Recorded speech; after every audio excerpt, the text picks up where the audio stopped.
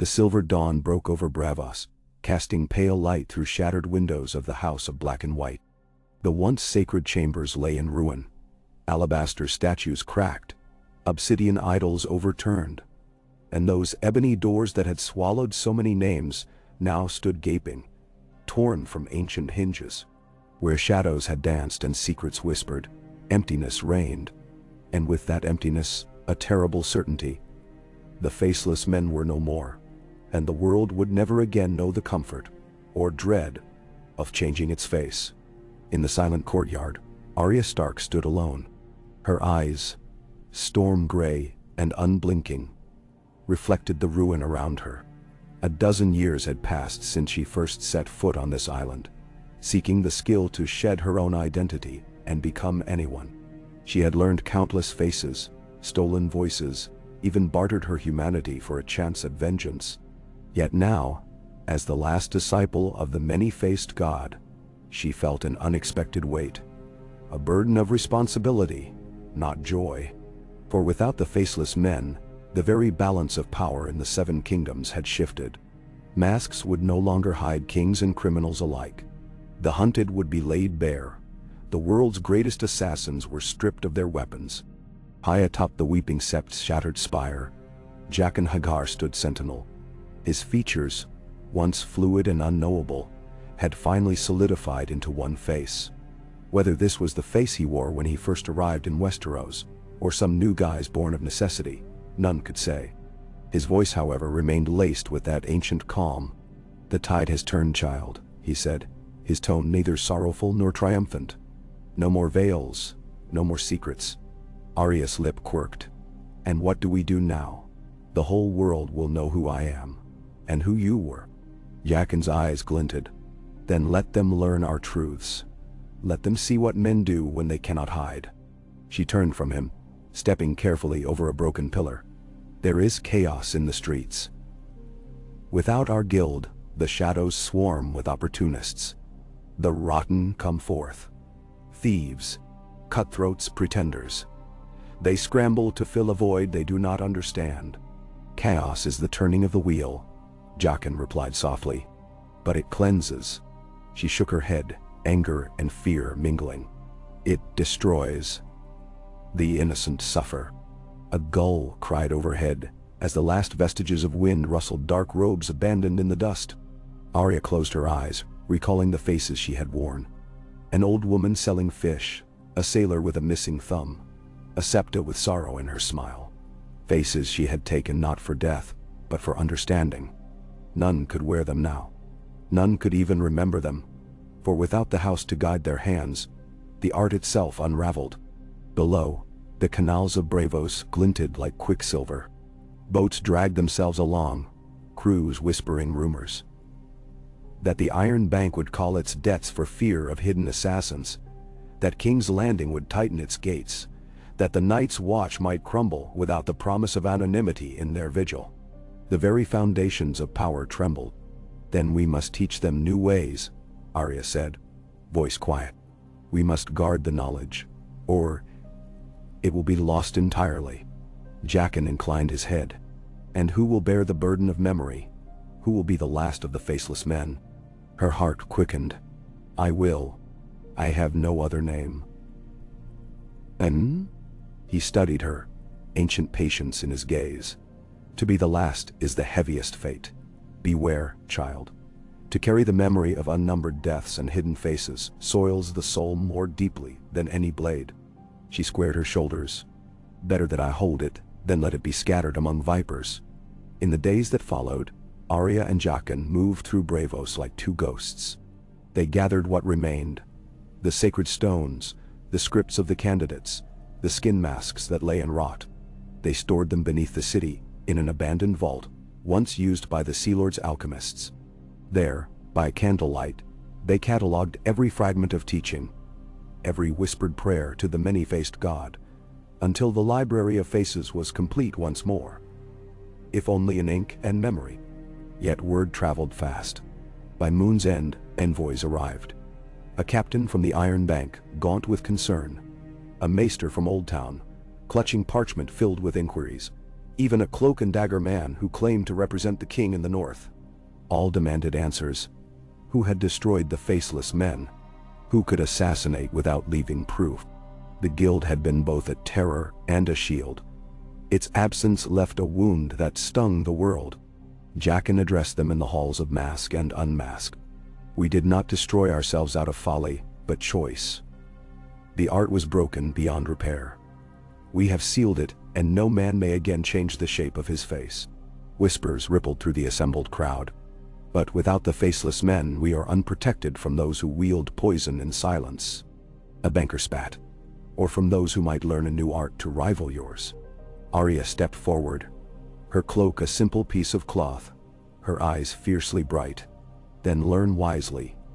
Use no art that cannot be undone. For the world does not need more monsters, only fewer. A hush fell, broken by the soft drip of water from the vaulted ceiling. The envoy from the north, a broad-shouldered man in furs, grunted. We'll see how few monsters there are when my enemies know where to find me. She met his gaze unflinching. I will not hide you, nor I will protect you. The choice is yours, to stand in the light, with your name upon your banners, or to cower in shadow, vulnerable to every blade. He hesitated, then nodded curtly. I will stand. Weeks turned to months. In Westeros, tales of the collapse of the Faceless men spread like wildfire. Lords who had long relied on hired killers now barricaded their cells, while common folk whispered that at any hearth, a stranger might slip in with borrowed eyes. Fear of change of face gave way to fear of exposure. Spies were unmasked. Traitors paraded in stocks. Honor, so long a fragile veneer over deceit, gleamed starkly in every knight's white plate. In King's Landing, Cersei Lannister took note. The Red Keep brimmed with rumors that Arya Stark had orchestrated the demise of the guild, that Jaqen H'ghar now served no god, that a scroll existed listing every life taken by the Faceless men. Within those names lay leverage beyond gold. Cersei dispatched Qyburn to acquire the list. Qyburn, ever the tinker, saw in the collapse of the guild an opportunity to reverse engineer the art, to graft skin and muscle with alchemical spells, to create his own legion of unkind faceless horrors. Arya perceived his moves from whispers in Braavosi taverns. At first, she dismissed them as court gossip, but as maesters confirmed Qyburn's experiments and skeletal remains washed ashore near Blackwater Bay, she grew certain.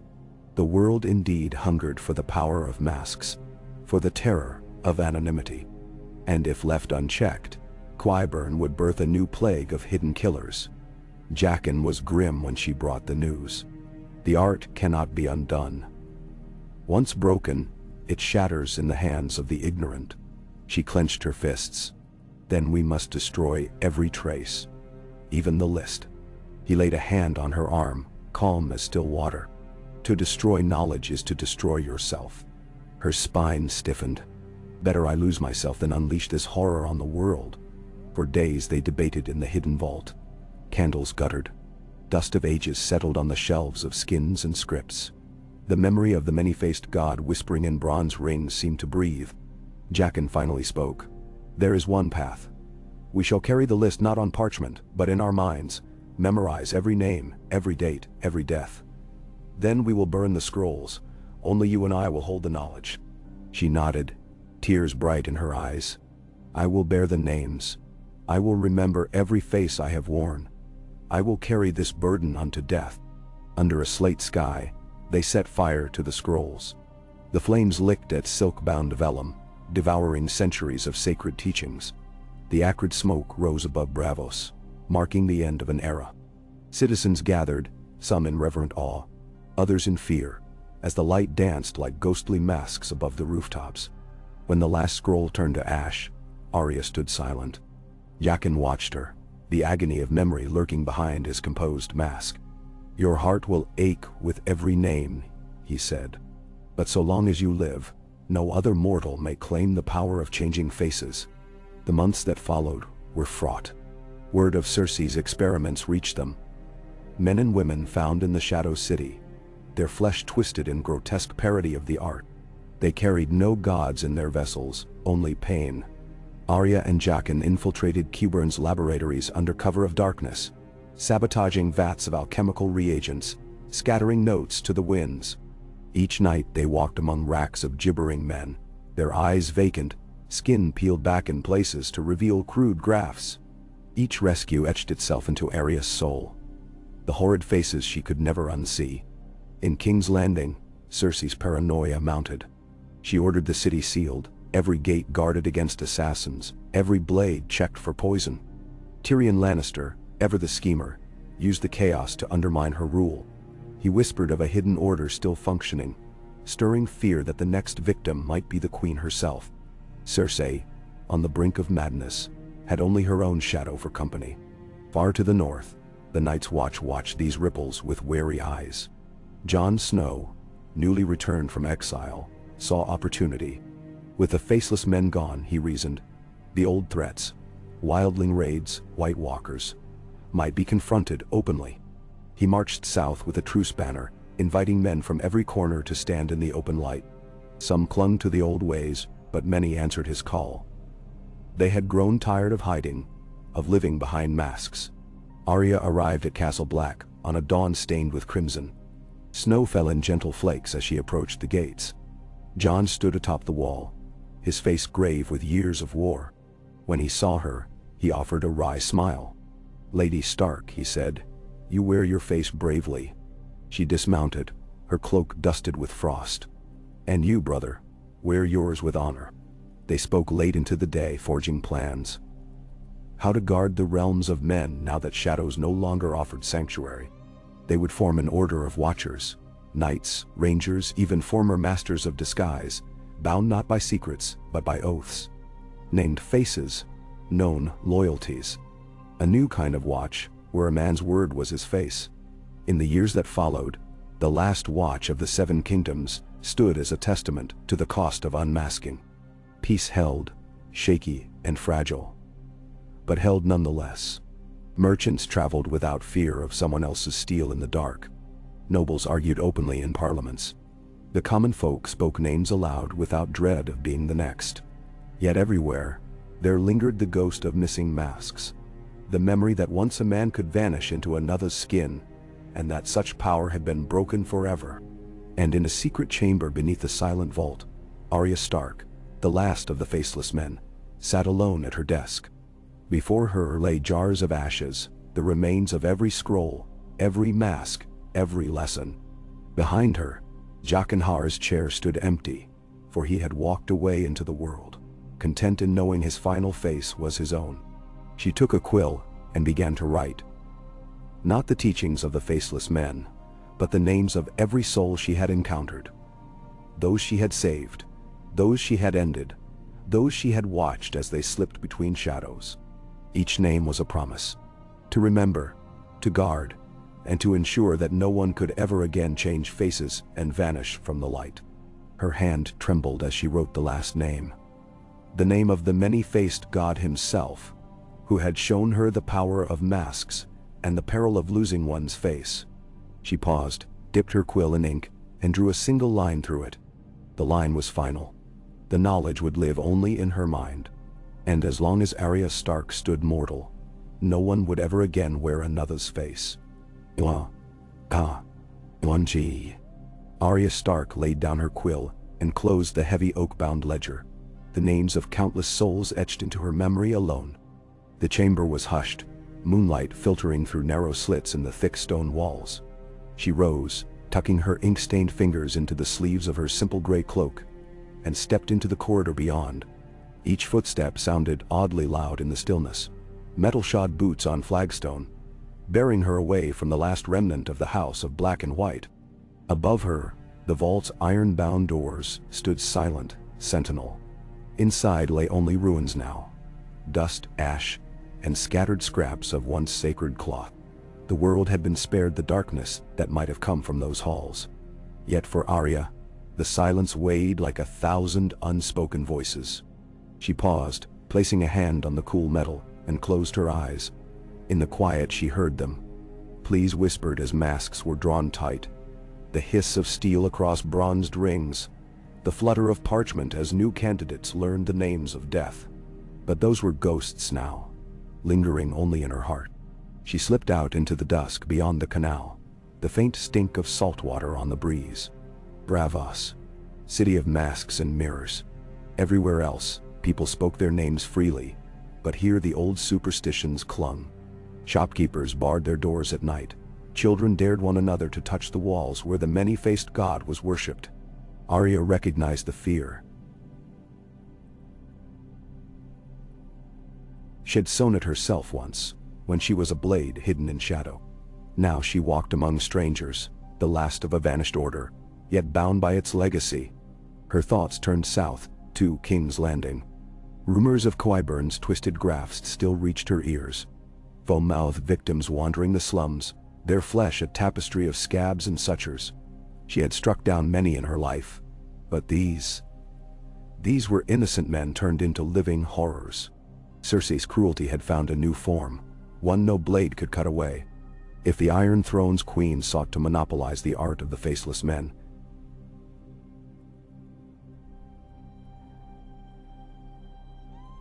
she would have to be stopped at its source, the root of her power in the Red Keep. Yet Arya was no queenmaker. She had learned to kill, but not to command. She was small of stature, narrow of vision when it came to rulership. But she knew a whisper network when she saw it. In Bravos she had a friend, the old captain who once ferried her across the narrow sea. Loras Fenwick was his name, a sailor turned smuggler, and still deeply in debt to those beneath the House of Black and White. Over wine at his dockside tavern, he spoke of a secret passage below the Red Keep, carved centuries ago by Valyrian smiths, and preserved by those who served the small council. It lay beneath the dragon pit, now abandoned, and might lead near the Queen's laboratories. Arya listened, her gaze on the amber cup cradled in her hands. She tasted smoke and brine, but Loraz's words were sharper than any poison. "They say the tunnels end beneath the Queen's tower," he whispered, leaning close so that the other patrons wouldn't hear. "But to enter you need a key, a ring of iron, forged with your own blood." She had no ring, no token of that ilk, but she had something sharper, a knife dipped in Valyrian steel, and the knowledge of shadows. When she left the tavern that night, the wind had picked up, swirling scraps of rag along the quay. The moon was a sliver behind thick clouds, and the city's lights lay far above the water like drowned stars. Arya slipped down the narrow alleys, past sleeping dogs and overturned crates, until she found the hidden grate that Loras had described. Cold iron bars barred the way. There, she knelt and carved her palm with the tip of needle. Blood welled and dripped onto the bars, red as dragon's flame. The bars glowed faintly, humming with old magic, and the grate swung open. Below, the air was dank and claustrophobic. Roots pushed through cracks in the ceiling, and water dripped onto slimy stones. Arya held her breath, listening for guards or traps. Long ago, she would have moved swiftly. Now she paused, recalling Jaqen's warning that memory could be a chain as much as a key. She pressed on, stepping carefully so as not to disturb the rat-sized cavefish slinking in shallow pools. Several corridors branched off, each twisting like a serpent. Arya consulted Fenwick's map by torchlight. Rudimentary lines drawn on leather, stained with salt and sweat. The tunnel forked, one arm leading upward, the other diving deeper beneath foundations. She chose the upward passage first, discovered it ended in a collapsed shaft. She backtracked and took the other, descending into deeper darkness. The stone walls closed in, and the muffled drip of water became a steady echo. Finally she reached a larger chamber, its ceiling supported by ancient pillars carved with the three-headed dragon. Moonlight filtered through a narrow fissure in the roof, illuminating a waist-high door of black iron set into the west wall. Valyrian runes ran across it, worn but still legible. "Leave your face behind." Arya pressed her hand against the door. It felt warm, pulsing faintly, as if the tunnel itself breathed. She drew needle, poised to strike if anything stirred. Yet the only reply was silence. Gathering courage, she pressed her palm to the runes. A click, then a groan of metal. The door swung inward. Inside, Yellow light flickered across dripstone walls. Tables and benches, overturned or broken, lay piled in dust. Vials and beakers, many shattered, spilled iridescent liquids onto the floor. In the far corner, a broad iron frame held a rack of hideous flesh masks, maybe a dozen.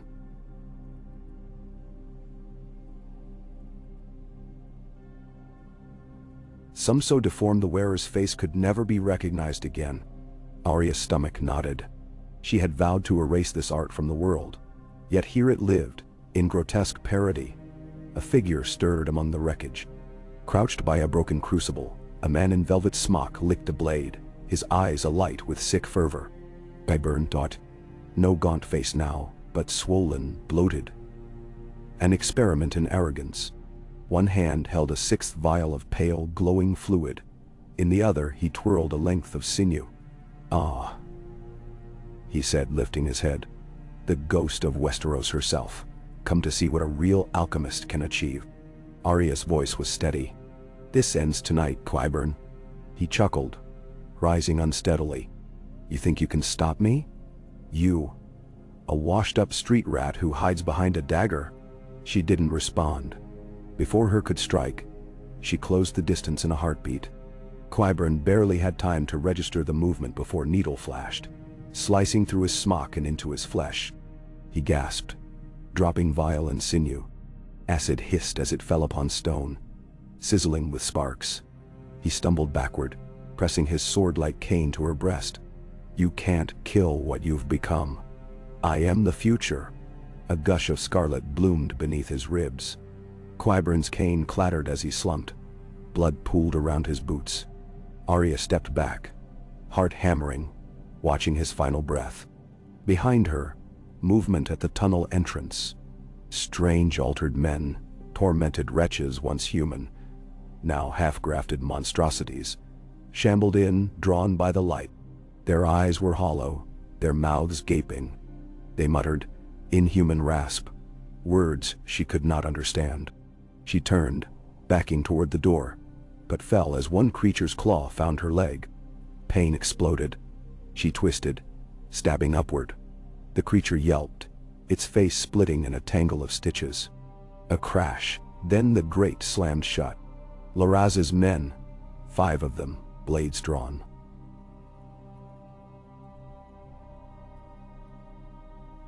Surged in. Cutting free of the creature, Arya seized a torch from the rack. She beat back the abominations, each swing illuminating a smashed mask, a broken beaker, a scrawled alchemical formula. Fenwick shouted for her to fall back, and together they fled the lab, the altered men's howls echoing behind. They reached the grate, sealed from above. Fenwick hammered on it until it buckled. They climbed out just as the dawn was breaking over the western horizon, the sky a ribbon of pink and gold. Breathless, stained with blood and soot, Arya turned to Laraz. "It's done."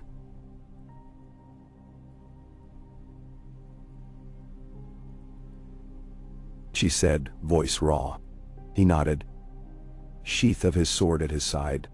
"The world will thank you, or fear you." She offered no answer, already replaying the lab's horrors in her mind. The masks, the chemicals, they were a dark mirror of the faceless men's craft. If knowledge were power, then this was the power of monsters. She had to cleanse it utterly. Back in Braavos, Arya and Jaqen met under the city's great statue of the Titan, where ocean spray drifted atop the steps. She told him of Qyburn's death, of the abominations she'd set loose, and Laraz's intervention. Jaqen listened, expression unreadable. "They will come again," he said when she finished. "Others will seek the art, be it alchemy, dark magic, or cunning blades. Men will always desire the power to hide themselves." She clenched her fists. "Then we have failed. Even after burning the scrolls, our secret lives on in others." "Not in your hands any longer," he replied. "You hold the knowledge, but you do not spread it. Others only know your deeds, not your methods. They will fear what they cannot grasp." Arya let his words settle. "I will not carry this burden forever." Jaqen's eyes softened. "Mortals must pass their burdens on. Find someone worthy. Someone who understands that the art of masks is a gift to the world, only when it protects the innocent, never when it empowers the wicked. Nedin, she considered. Who could bear such a burden?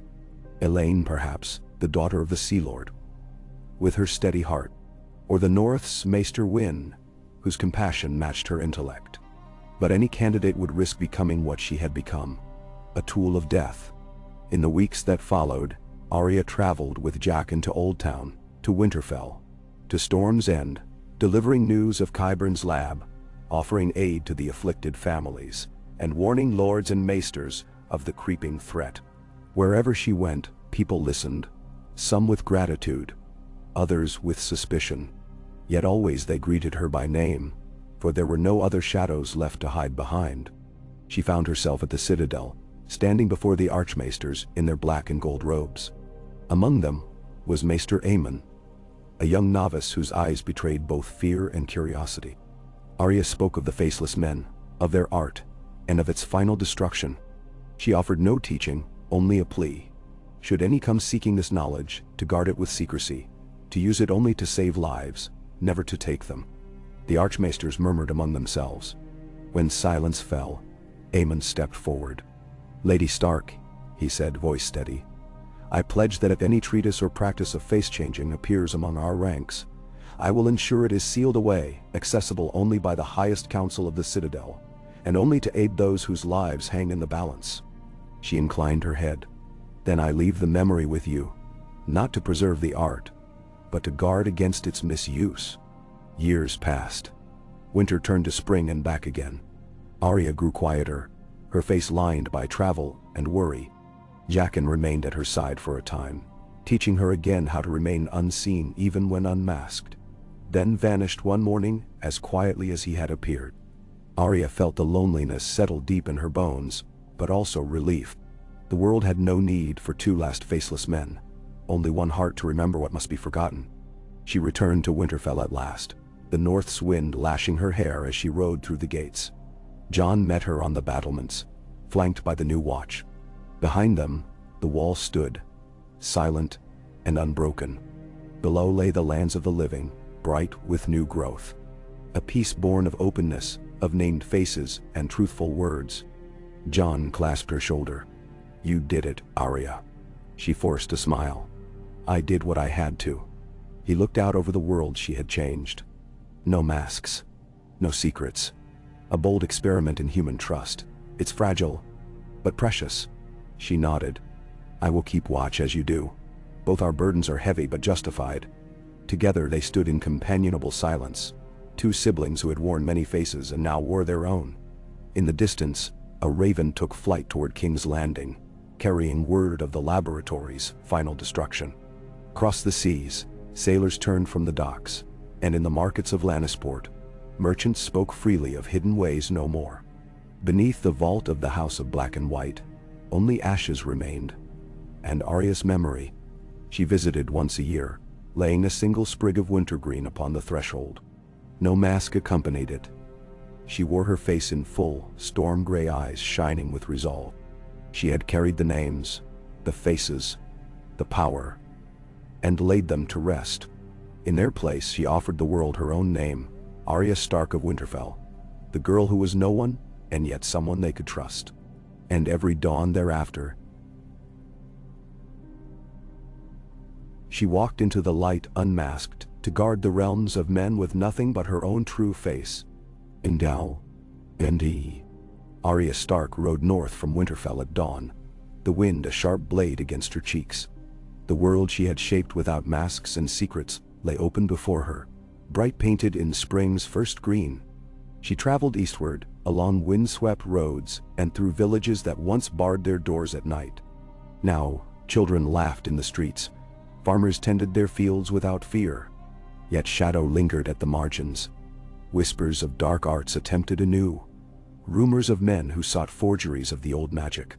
Her destination was the ruined Tower of Skagos, that wild isle beyond the Bay of Seals, where the last surviving cult of skinchangers was said to lurk. She had heard that in the wilder reaches, north of the wall's easternmost crags, a clan of savages had rediscovered a crude form of the faceless men's craft.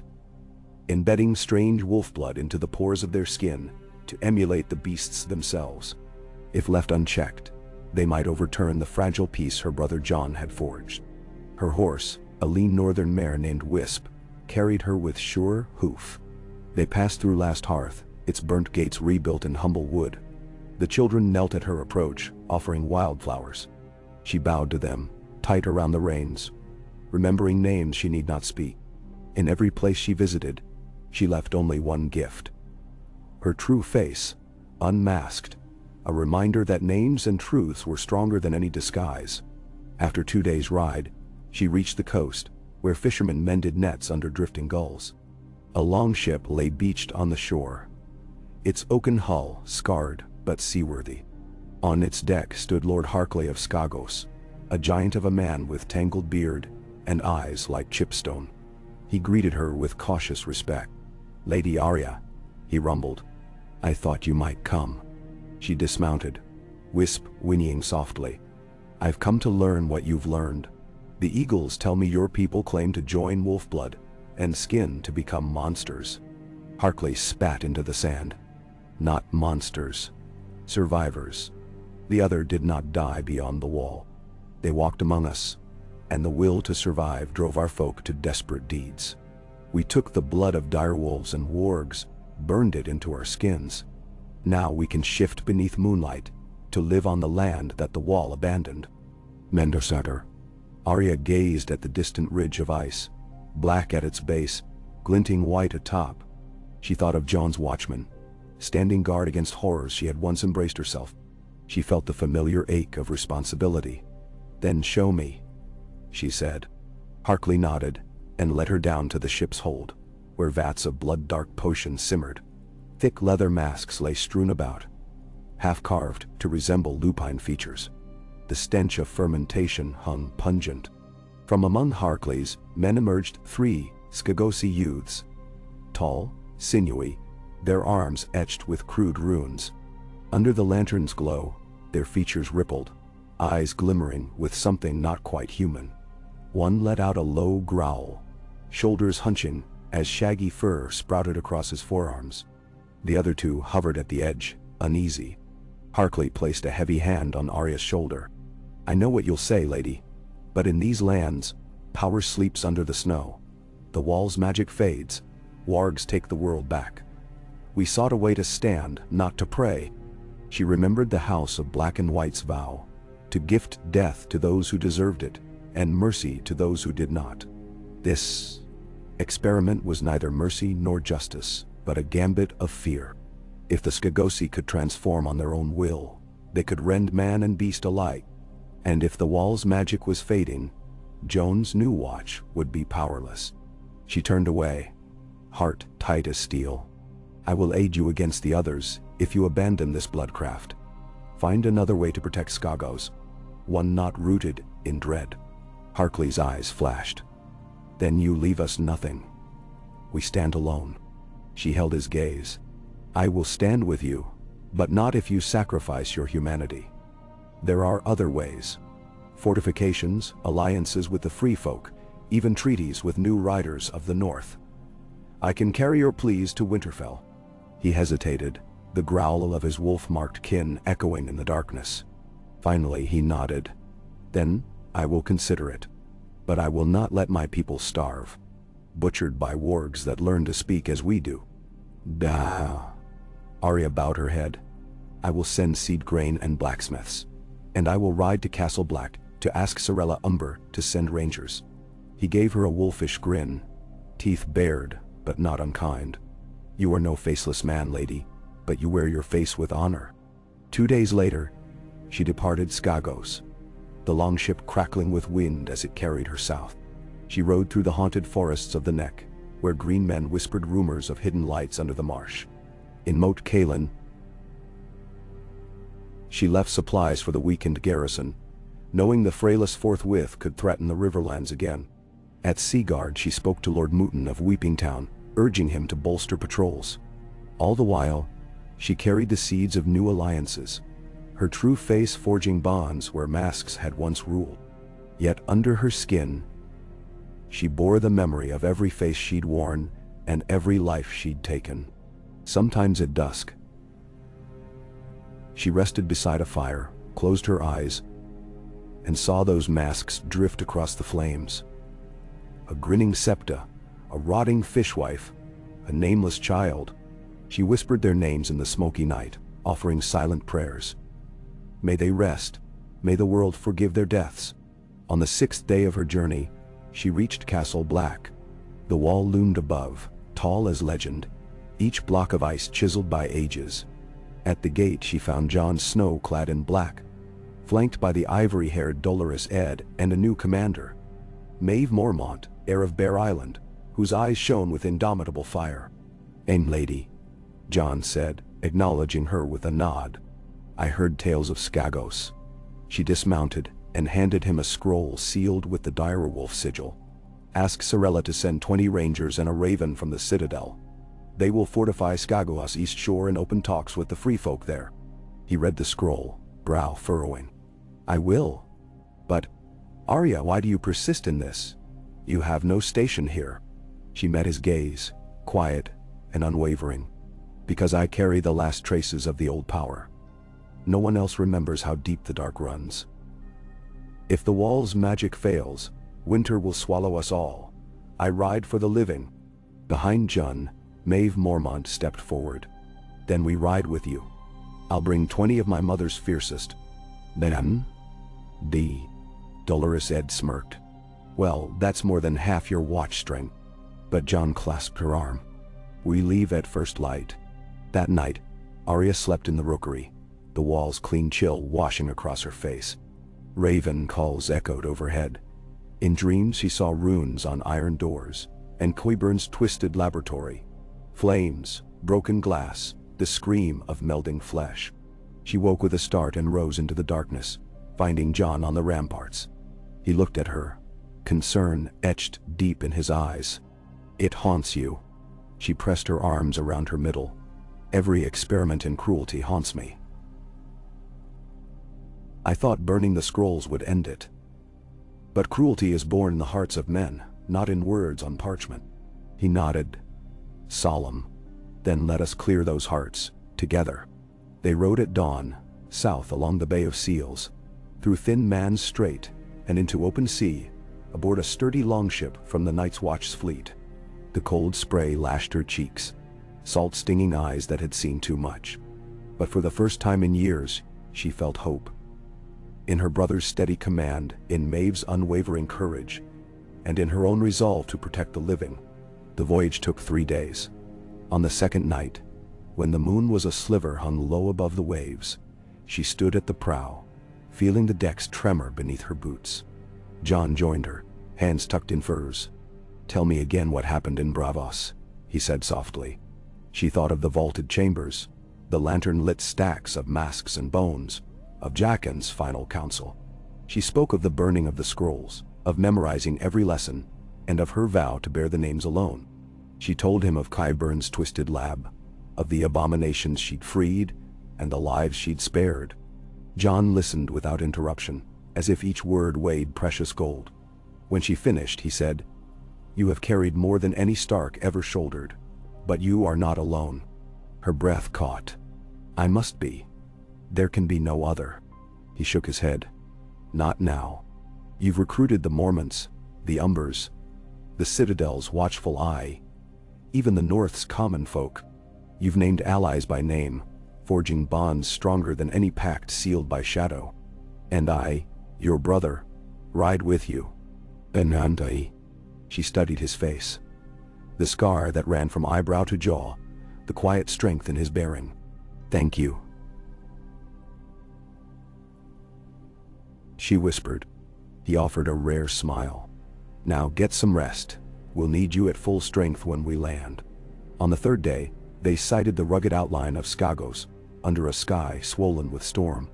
Waves pounded against its basalt shores. Jon's men busied themselves readying boats and weapons. Maeve checked blades, while Add barked orders to secure provisions. For a moment, Arya allowed herself to feel a surge of pride. The unity of Crown and North, of Smallfolk and the Citadel, all gathered to guard the far reaches of the realm.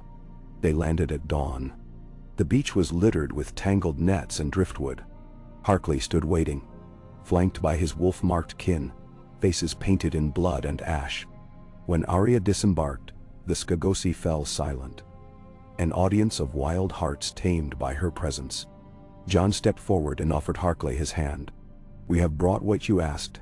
Aid, rangers, and treaty with the free folk. No more must you turn to bloodcraft." "Then?" Harkley's fist closed around Jon's forearm in a fierce grip.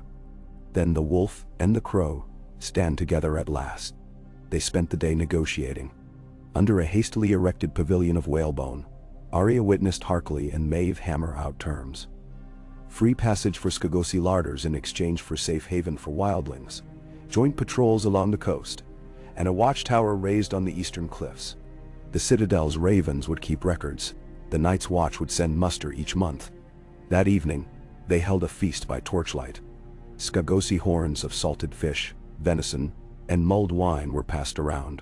Songs were sung, some in the tongue of the first men, others in the guttural Skagos dialect. Arya sat beside Harkley laughing at the rough cadences, while Maeve danced among the giants, her hair like wildfire. But under the revelry lay tension. In the flicker of torchlight, Arya caught a glimpse of those three wolf-marked youths watching from the shadows, faces tense. Their shifts still flickered at full moon, an agony they could not hide. When laughter rose to its peak, Arya rose and called for silence. A hush fell. She stepped into the torch circle and spoke. "Friends, I know what binds you is more than treaty. You carry ancient magic in your veins, wolves of flesh, not just spirit. You feared the world would leave you behind, so you sought to become something more. But now you stand among those who welcome you as you are, severed from the need for masks and wolf blood. No one here demands you become monsters to be heard. Here, names and faces are your strength." She looked to the three youths. "Your gift can serve this realm, not destroy it. Learn from the Watchers, from the skirling of northern horns, and from the tales of those who love you. Only then will your true power be known." "Then no wonder." One of the wolf-marked youths stepped forward. A girl with hair the color of bone and eyes the pale blue of peeled ice. Her furrowed brow smoothed as she pressed a hand to her chest. I will try," she said, voice trembling like a pup's first howl. The other two stepped forward, offering their oath. Jon raised a tankard high, Maeve roaring her approval, and Harkley joining in a bellow that shook the cliffs. The feast erupted again in cheers, louder now, free of fear. Arya felt tears sting her eyes, tears of relief, of cautious hope. That night, she walked alone to the beach. The tide had receded, leaving slick stones glinting under the moon. She knelt and traced her fingers through the sand, leaving no mask behind, only a pattern of runes she had learned long ago. Many-faced God. She whispered to the wind, "Your power is ended. Let men make of their faces what they will." A spray of foam washed around her knees, and she stood, pressing a hand to her heart. In the dark, she felt the weight lighten, as if the last chains had fallen away. She returned to camp to find Jon and Maeve standing watch, scanning the starlit sea. "Join us," Jon said.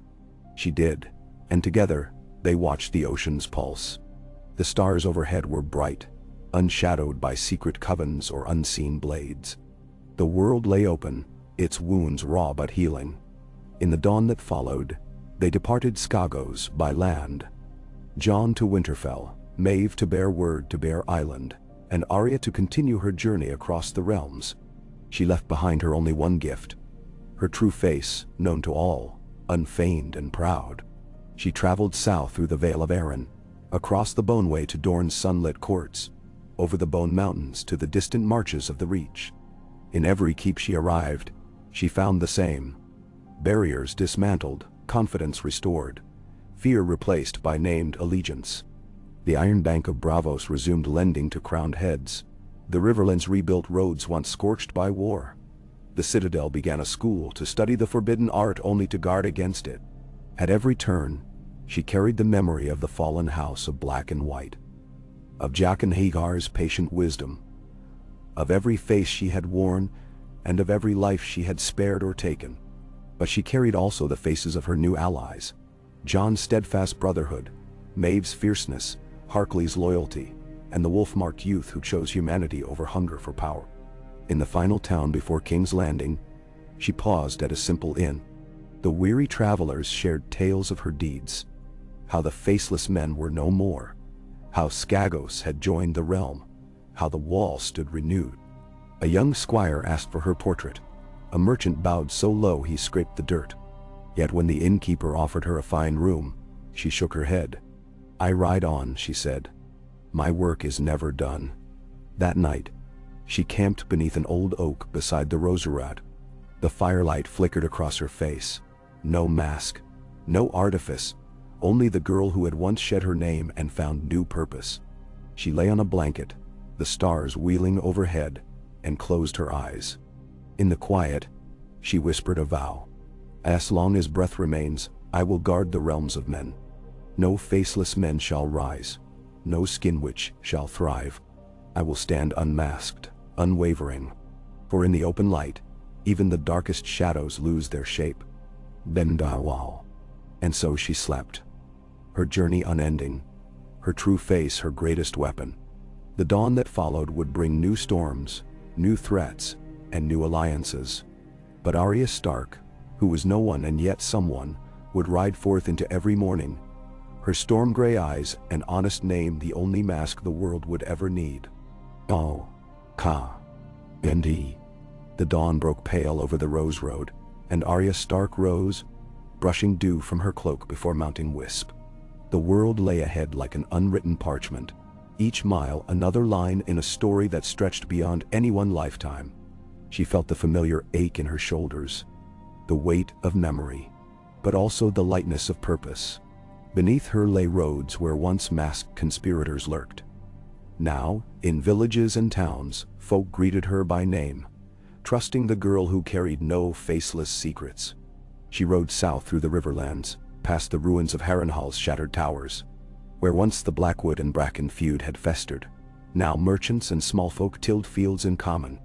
Arya paused at Riverrun's gates, where Lord Tully, an aged man whose laugh still rang clear, welcomed her with steaming bowls of trout stew and brown bread. He clasped her hand like a grandson. "The commons call you the Lady of Light," he said, eyes twinkling. "No more shadows beneath your boots." She smiled, though her thoughts drifted westward to Lannisport's Watchmen and to Casterly Rock, where Cersei Lannister's death had left a vacuum no heir could claim. News had reached Arya of a council at King's Landing, convened to choose a new ruler. In the chaos that followed her brother's death, lords jockeyed for power. The Iron Bank whispered of debts unpaid. The Faith militant, though chastened, sought to reclaim influence. She could not stand idle, while the Seven Kingdoms bled in the streets. Lord Tully pressed a goblet into her hand. "Ride with my sons, Edmure and Brynden. They'll guard your passage. Beyond the Gorge of the Gods, the Reach is ripe with opportunity and danger." So Arya set out again, flanked by 3 heavy-laden Tully men, their armor dented but resolute. They passed under the twin pillars of the gods, where once travelers left tribute. Now broken stones lay half-hidden in brambles. Beyond, the Reach unfolded in a tapestry of fields and orchards, the air sweet with blossoms and promise. They traveled by day, set camp by night, and on the 3rd evening came to Highgarden's shadowed walls. Inside the castle's gardens, Lady Eleanor Tyrell awaited. She was a kindly figure, her hair silver but her spirit fierce. She offered Arya a chamber lined with rose-scented tapestries and a supper of spiced venison. "Your reputation precedes you," Eleanor said, pressing a finger to her lips. "But I fear the Queen's Council may name me regent for the girl Margaery. Men will not abide a woman unmasked." Arya sipped from her cup, feeling the sweet weight of arbor wine. "Then find strength in truth. If you rule in the open, with your face and your word, small folk will trust you. That trust is a stronger bond than any secret alliance." Eleanor nodded. "I will speak plainly to the council. And I ask you, Arya Stark, to bear witness, to ensure no blade falls beneath shadow." Men? At dawn, together they rode to King's Landing. The city's gates were guarded by Tyrell men, while others in Dornish red and Arryn blue watched from towers. Arya's heart thudded. This place still reeked of masked intrigues. The Red Keep rose before them, its walls tall and forbidding. Yet at the main gate stood no masked sentinels, only armored guards who saluted as Arya passed, their faces uncovered, their names pinned to breastplates. Inside the throne room, sunlight streamed through high windows, illuminating rows of lords and ladies, maesters and knights. At the dais sat Sir Garland Tyrell, Sir Garland the Gallant, presiding under the oak and rose banner.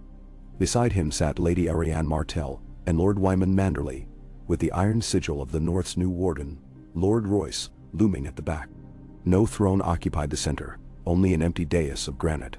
It was a symbol. No monarch yet claimed all 7 crowns. Garland rose as Eleanor Tyrell and Arya Stark approached. "Lady Stark," he greeted, his voice firm.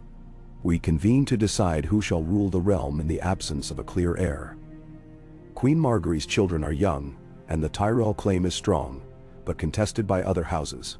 A murmur rippled through the assembly. Eleanor stepped forward, cheeks flushed. "My lord, I ask that House Tyrell serve as regents until the Queen's son comes of age. I pledge the Tyrell host to the realm's defense, my banners to truth and justice, and my word freely given to all." She turned, gazing across the hall. "Let no one here think to ambush me behind masks. I stand before you unguarded. Benderol." Lord Manderley rose next, his tone cautious but respectful. "If Lady Tyrell will swear fealty to the realm, then House Manderley will support her stewardship. We desire peace, not another war." More voices rose, once timid lords now emboldened by open speech, pledging support for Tyrell regency. It was Arya who broke the final silence. "My lords and ladies, I bring news from the north and from Skagos. Our enemies beyond the wall gather again. The others have not vanished. Their white shadows roam free.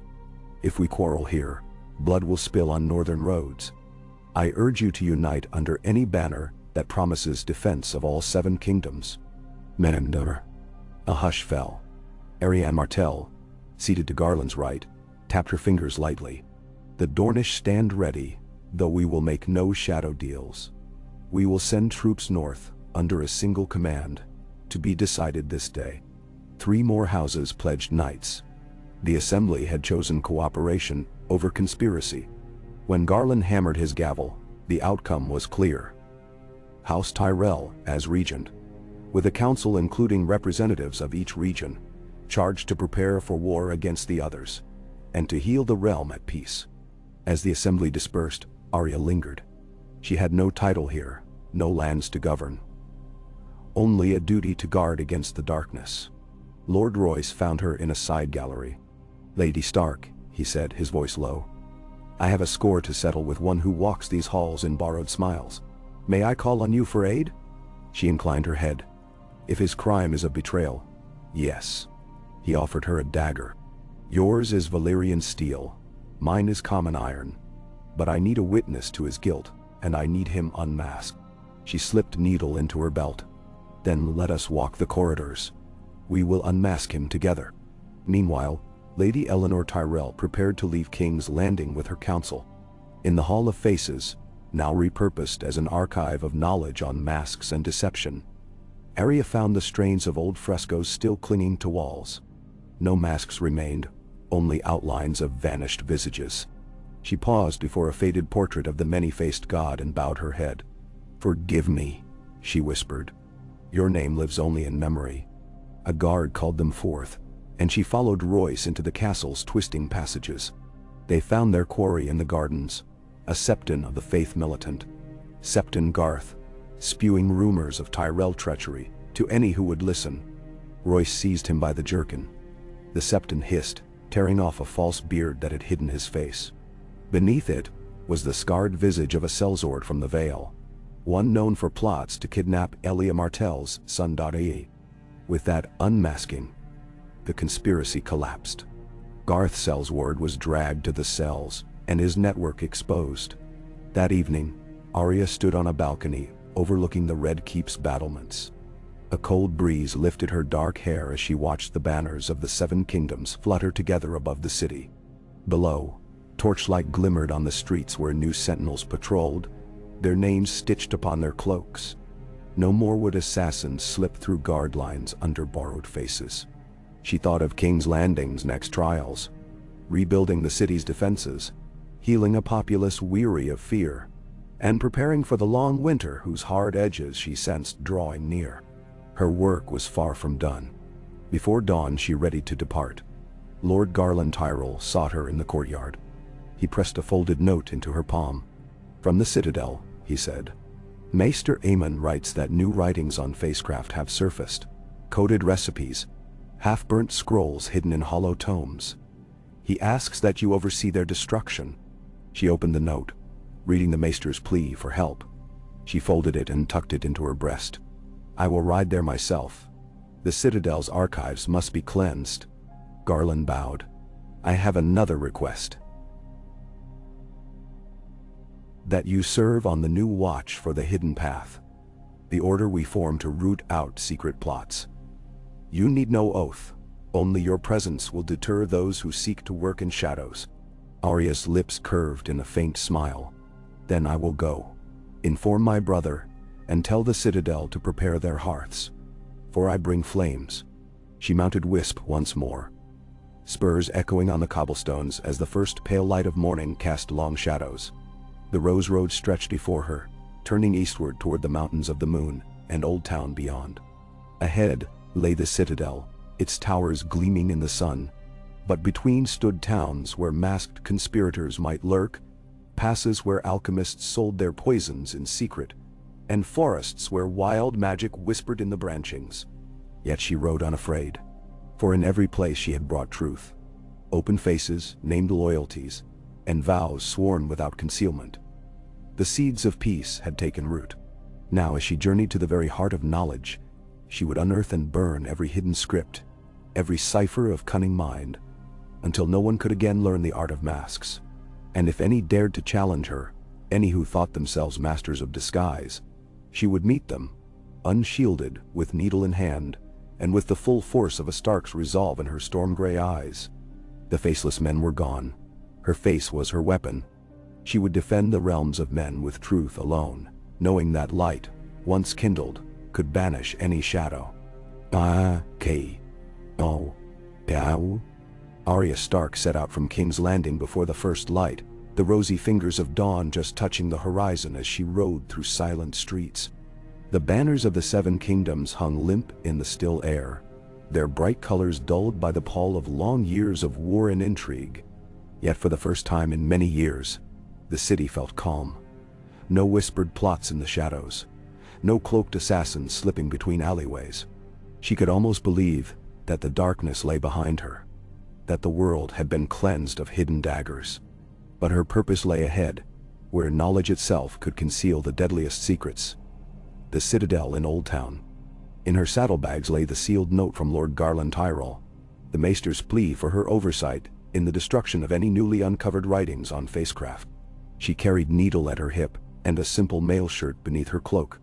She traveled fast, unaccompanied, for secrets spread more swiftly in company.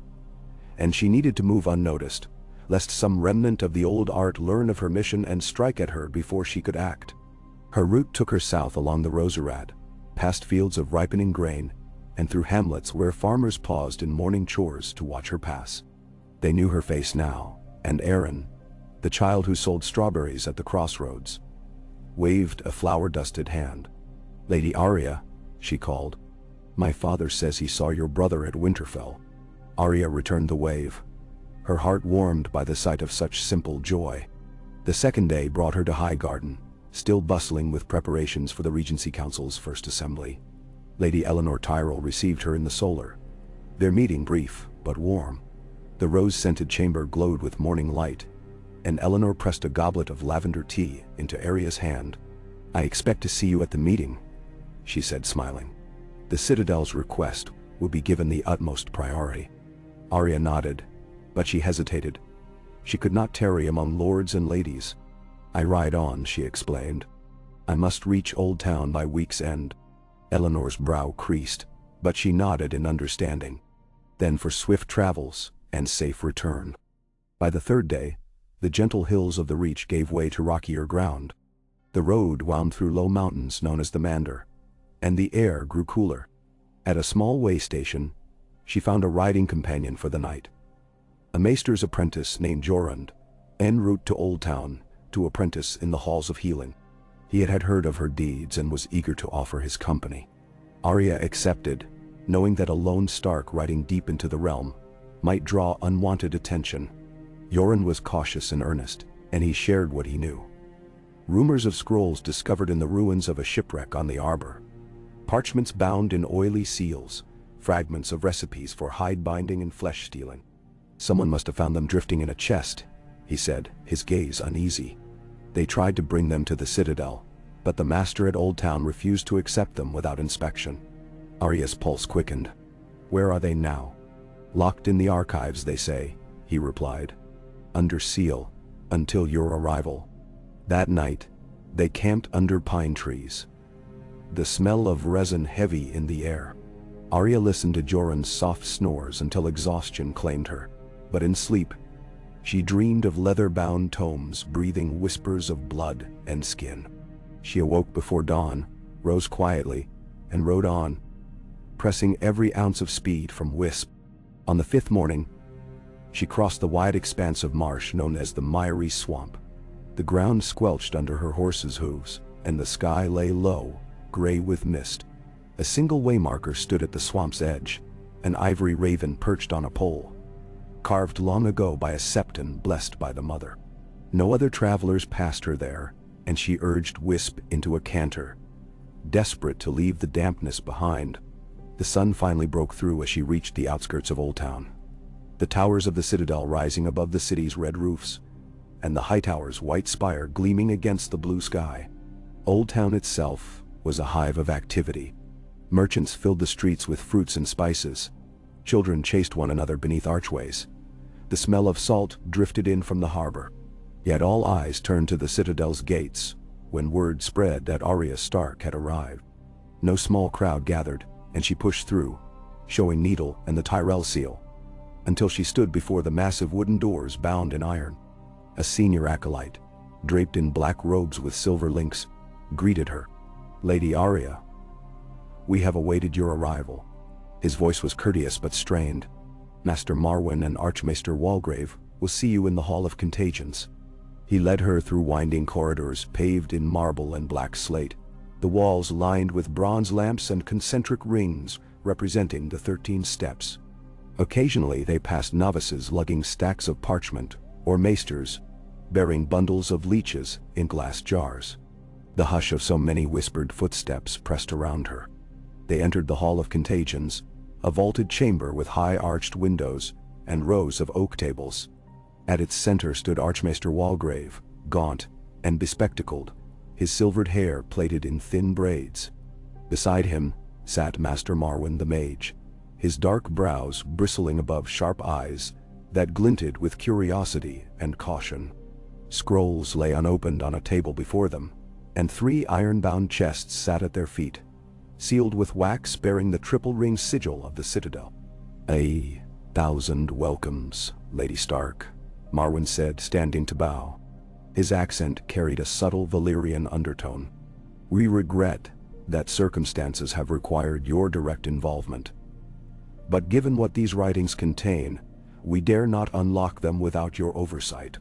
Walgrave's voice rasped as he added, "These chests were excavated in Old Town from the burned ruins of a warehouse dating back to the Black War. The parchments within reference an order of men and women known as the Skins of Many Faces. The scripts are in a cipher similar to that used by the House of Black and White, but merged with formulas for alchemical preservation. We fear that if these methods fall into unscrupulous hands..." He paused, his gaze flicking to Arya. She met his eyes steadily. "Open the chests," she commanded. "But not here." Walgrave hesitated. Marwyn inclined his head. "We have a smaller enclosed vault down the south tower, lined with runic wards. We can bring them there."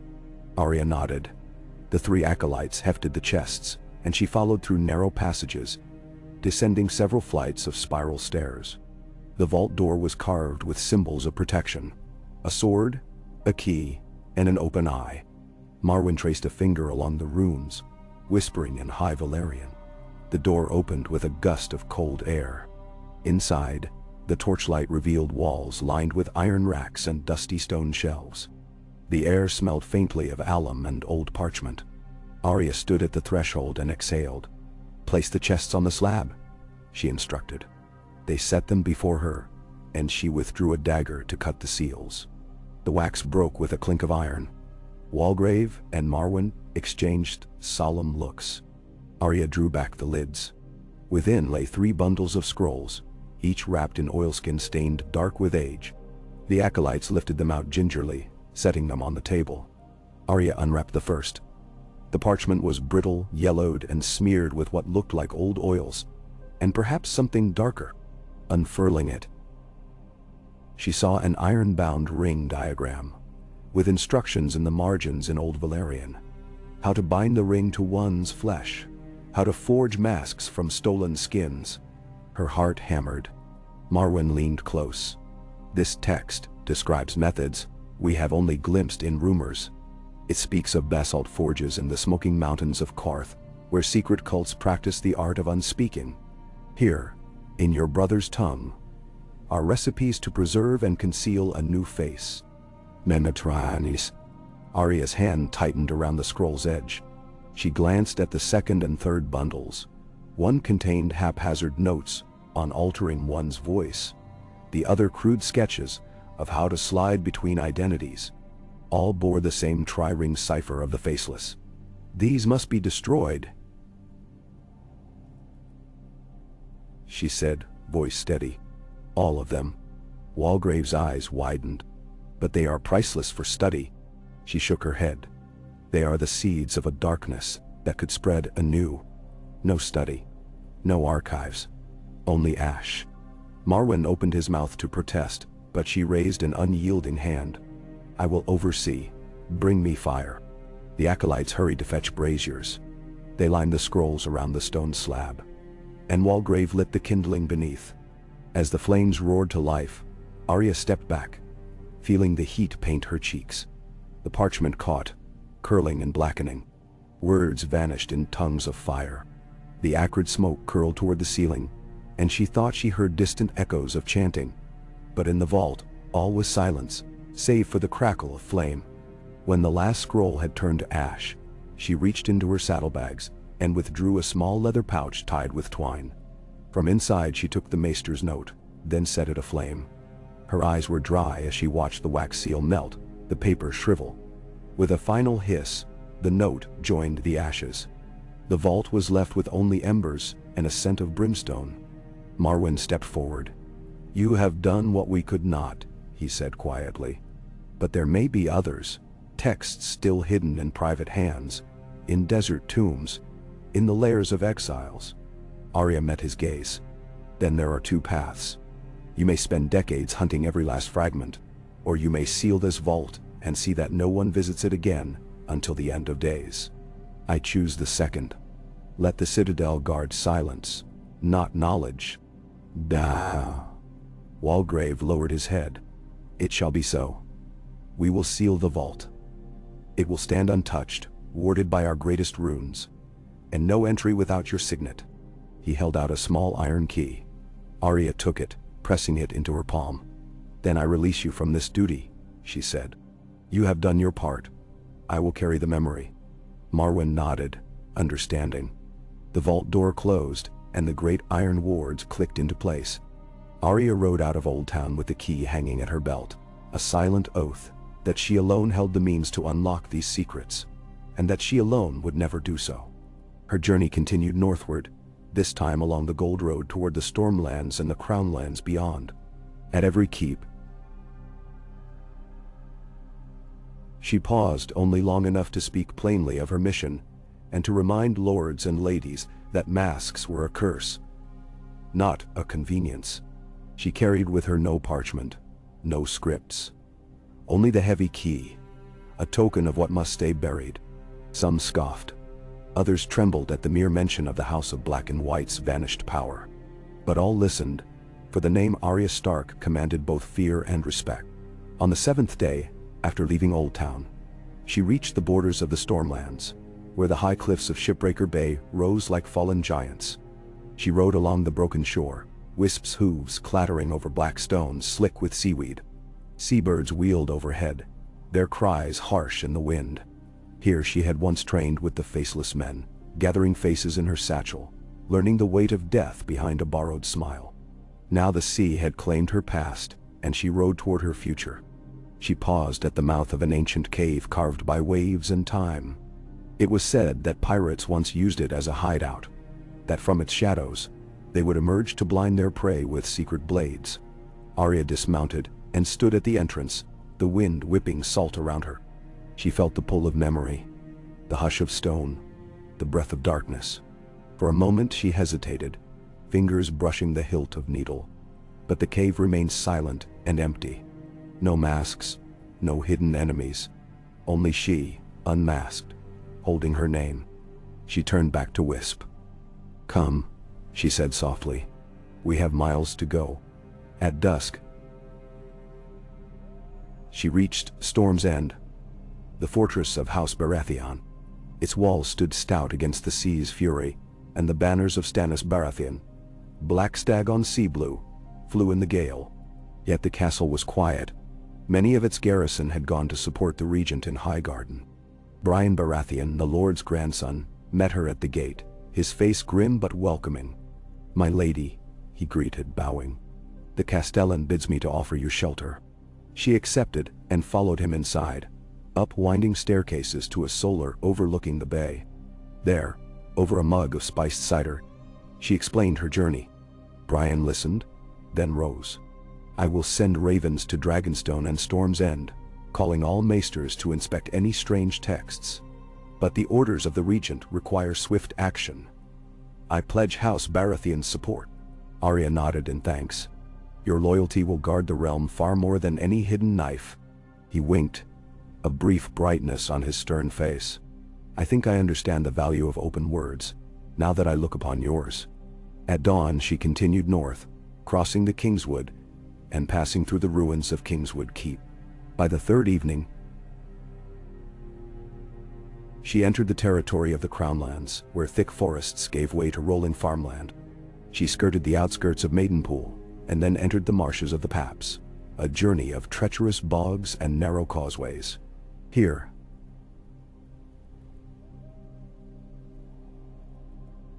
she found an unlikely ally, the Reed siblings, Mira and Jojen, who had come south after the fall of White Harbor to train with Rivers. They met her beside a ruined weir, Mira clutching her spear. "Sister," Arya said, embracing Mira. "Brother." She greeted Jojen, whose pale eyes held the glow of Greenseer dreams. Jojen spoke softly. "The Green Men whispered of your passage, that you would seek to bind the power of masks forever." His voice wavered. "Half dream, half reality. There are fragments of prophecy, carved in old weirwood that portend a time when no face can hide from the other." She listened, mind racing. "Then we must ensure that prophecy remains metaphorical," she said. Mira's laughter rang bright. "Hey, sister, I'll help you trample any last mask." Together, they rode through the bogs, Mira guiding them on a narrow path, known only to the children of the Neck. By the 10th day of her journey, Arya found herself at the gates of King's Landing again, her path nearly complete. The city had changed little, but she felt different. Wiser, heavier, yet relieved. She rode through the streets toward the Red Keep, where Lord Garland Tyrell awaited her return. The walls glowed in the evening sun, a golden hue reflected from the river. As she passed, children waved wooden swords fashioned in her likeness. Merchants hung tapestries depicting her unmasked face. The city had embraced truth, as it had once feared it. In the courtyard of the Red Keep, Garland greeted her with a bow. "Welcome back, Lady Stark." We have convened the Hidden Path Watch, as promised. Your seat awaits."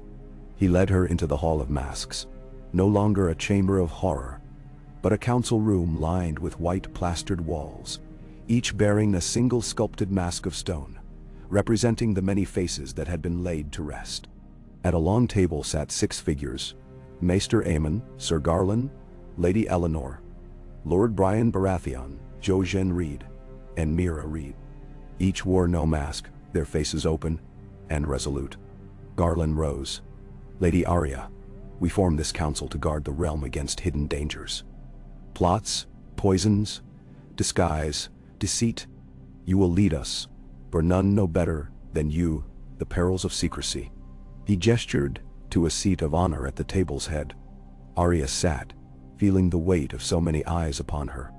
They were faces she trusted, faces that would not betray her.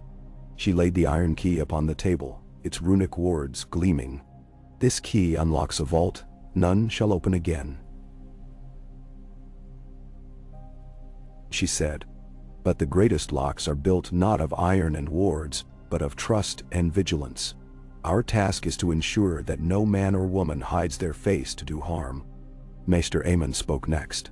"I will maintain records of all known conspiracies and instruct our maesters to be wary of new texts, disposing of any that threaten the realm." Brian Baratheon added, "I will command patrols along the borders to root out agents of any foreign crown." Eleanor Tyrell pledged the Reach's resources to the Watch. Jojen promised to bring the children of the Green Sight to guide them through dreams of hidden plots. Mira offered to train the Watch in stealth and tracking. Arya looked around the table, her heart swelling with cautious hope. "We begin at once," she declared. "Let us seal this hall and bar any who seek to use masks again." They rose, and under torchlight they fastened the great doors, carving runic warnings upon them with needle's tip, an oath that no one might reawaken the art of many faces. Outside, the city slept. Inside, a new watch had begun. In the months that followed, Arya and her council met in secret halls and in open courtyards, investigating rumors, uncovering plots, and quelling any attempt to master disguise. In Dorne, a Cell was caught trying to smuggle a fragment of mask-crafting leather. In the Vale, a minor lord was stripped of lands for forging letters under another's seal. In the Iron Isles, Euron Greyjoy's rumored experiments in horn music that could warp a man's mind were crushed when his lab was burned by a coordinated strike of the Watch. Each success was unheralded, yet the realm grew safer. Arya herself traveled tirelessly, from White Harbor to Sunspear, counseling rulers, training watchmen, and reminding people that the greatest power lay in honesty and named allegiance. She never again wore a borrowed face. She needed none. Her own face. Storm gray eyes, dark hair, a thin scar across her brow, became a symbol of vigilance and truth. Years later, when the winter of her life drew near, Arya returned to Bravos. Under the broken arches of the House of Black and White, she found only rubble and memory. There, beside a fresh sprig of wintergreen atop the threshold, she knelt and pressed the iron key into the ground. The runes glowed faintly before fading. "I leave this here," she whispered. "If someday the world should need to seal this power again, let one Stark's heir find it, and remember our vow."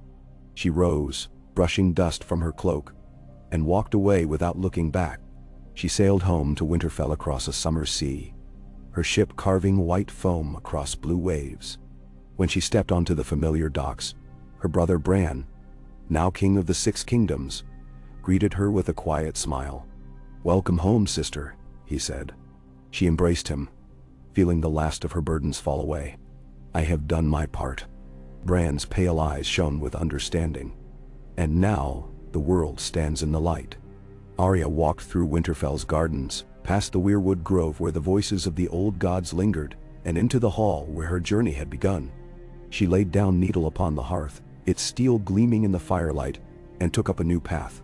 One unmasked, one true, one free. And when the winds of autumn whispered through the halls, the people told her story. A girl who had become no one, then someone who saved the realm by bearing her own face, and who walked forever in the open light. a living testament that no mask, no shadow, no falsehood could ever again threaten the Seven Kingdoms. And now, in. The wind off the shivering sea bit at Arya's cheeks as she stood upon Winterfell's battlements, staring northward where ice and snow met sky, in a boundless white horizon. Below her, the castle stirred with life.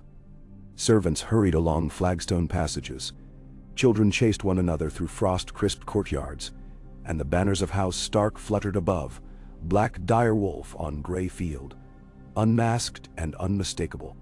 After years of journeying, of secret councils and hidden vaults, she had returned to the place where her story began. And yet, in every breath of wind, she felt the stirring of new roads, new promises, and new shadows that might yet require her vigilance.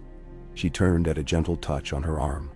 Sansa, her sister, the Warden of the North, stood beside her, her auburn hair crowned with frost-kissed berries.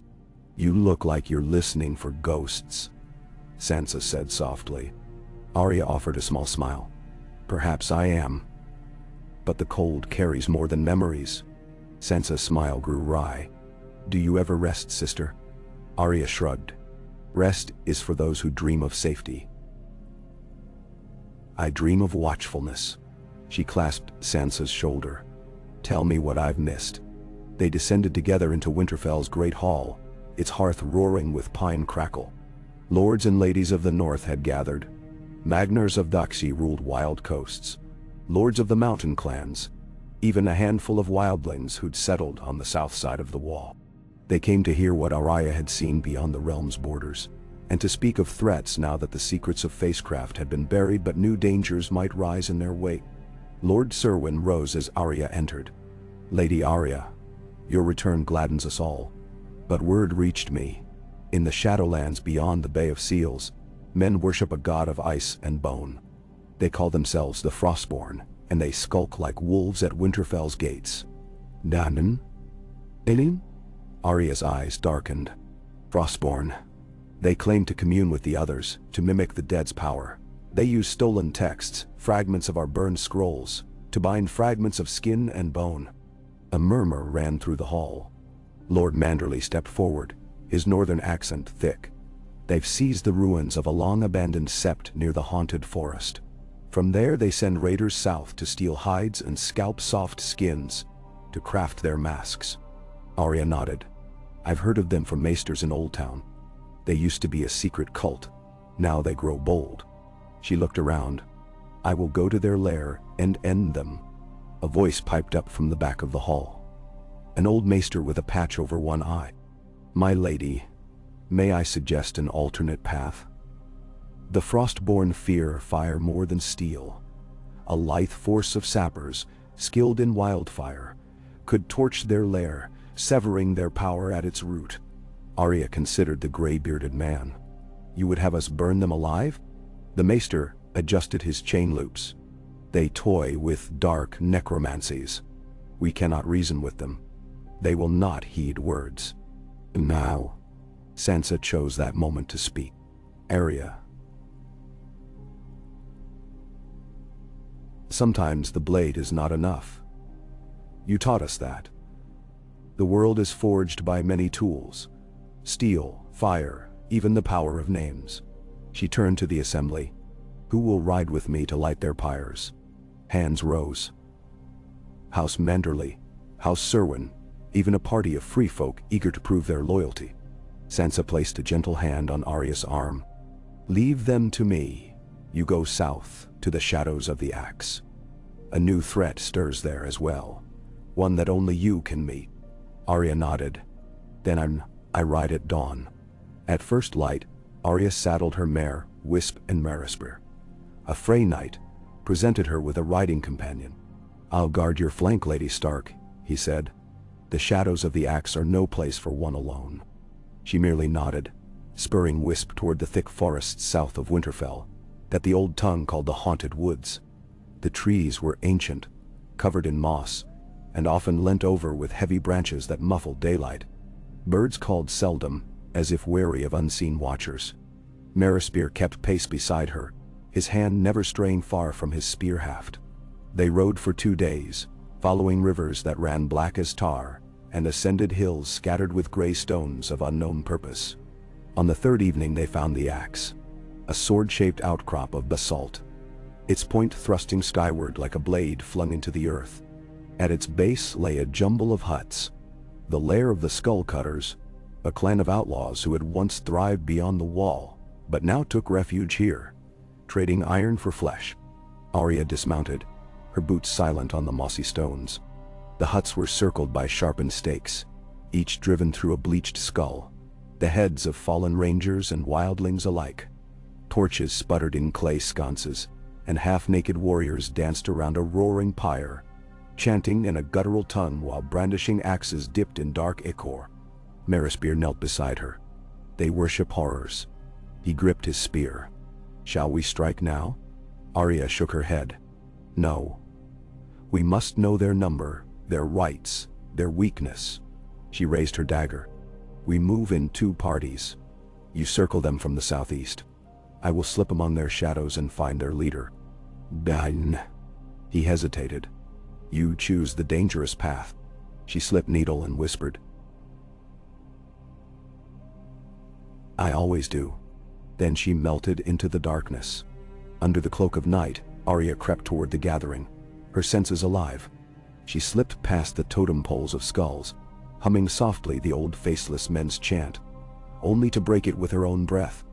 Valar Morghulis, yes, but only for those who abandon their humanity. She paused behind a broad-backed warrior, watching him toss a pickled trout into the fire, howling as it steamed alive. She darted forward, her steps so light they made no sound, and scaled the pyre's frame, perching among the charred timbers. Below her, the warriors moved as one, blood-sodden axes rising and falling in ritual dance. Their leader stood at the center, a hulking man in a helmet carved from bone, crowned with antlers, who carried a great axe whose blade shimmered with frost. He spoke in a voice that rumbled like distant thunder, invoking the names of the others and promising them new skin to bind them to life. Arya's blood ran cold. This was no mere band of thieves. It was the remnant of a faith that sought to raise the dead. She reached into her cloak and pulled forth a small vial of dragon's fire oil, a gift from a Targaryen sympathizer in King's Landing. It burned clear as tear water, but its touch on wood was ghost-white flame. She dropped it onto the timber beneath the leader's feet. It shattered instantly, splashing upward in a burst of liquid flame. The inferno bloomed, consuming the pyre from within. The chanting halted in panicked cries.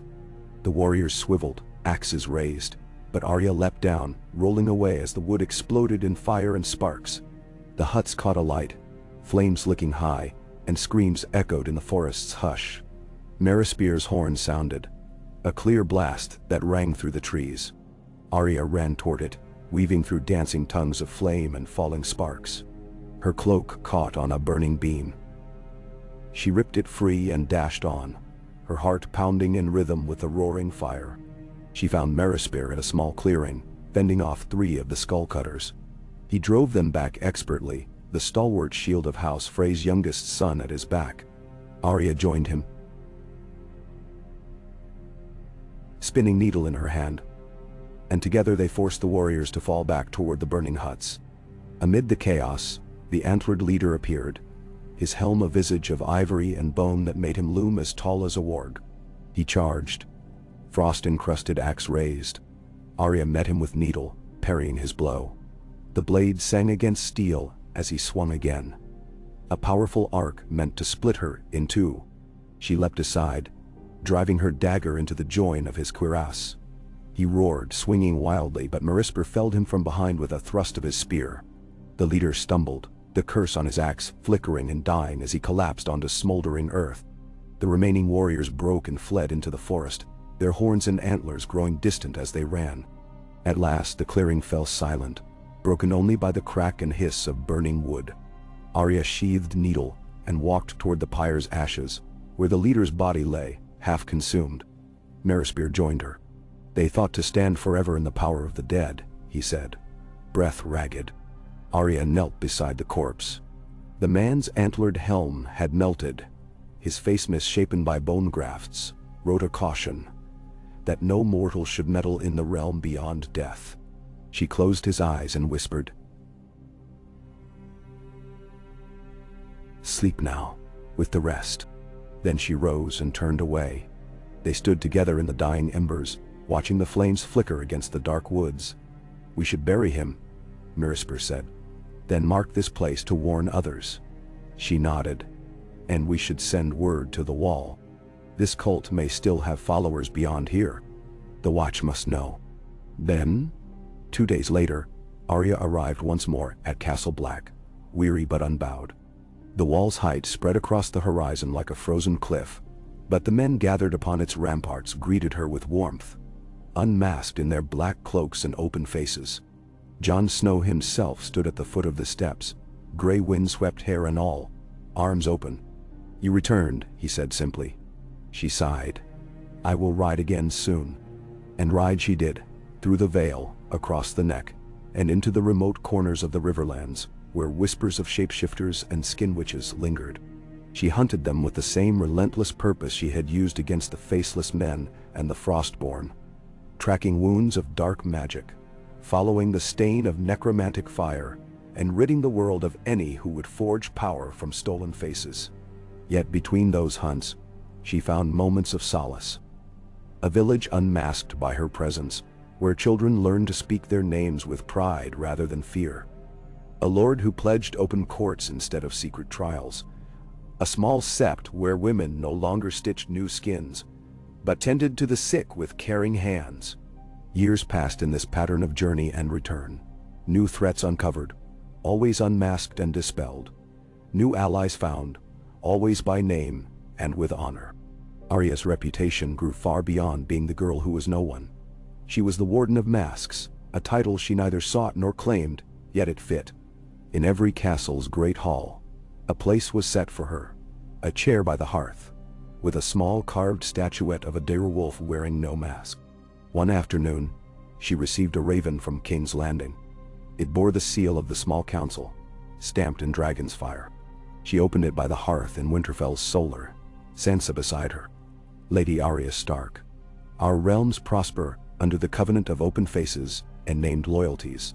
Yet the Iron Islands grow restless, and in the disputed lands beyond the great Eastern Sea, a company claims to master the art of the Hydra, crafting many heads from one flesh.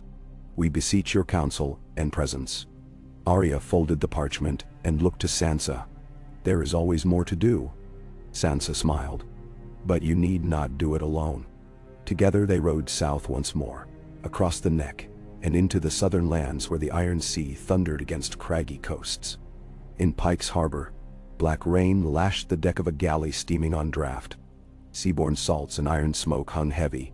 Arya disembarked, cloak dripping, and strode through grim streets to Castle Pike, its black stone towers jagged as broken teeth. The Lord of the Isles, Meldrick Harlaw, met her on the drawbridge. "So you chase another rumor," he said, toothy grin gleaming. She met his gaze. "The small council believes a sect in the disputed lands now uses Hydra masks, faces that multiply on the same body, granting their wearer the ability to assume many forms at once." He laughed, but it died in his throat when he saw her steel blue eyes. "And you would come for them?" Her voice was calm. "To see that no mask can hide a monster."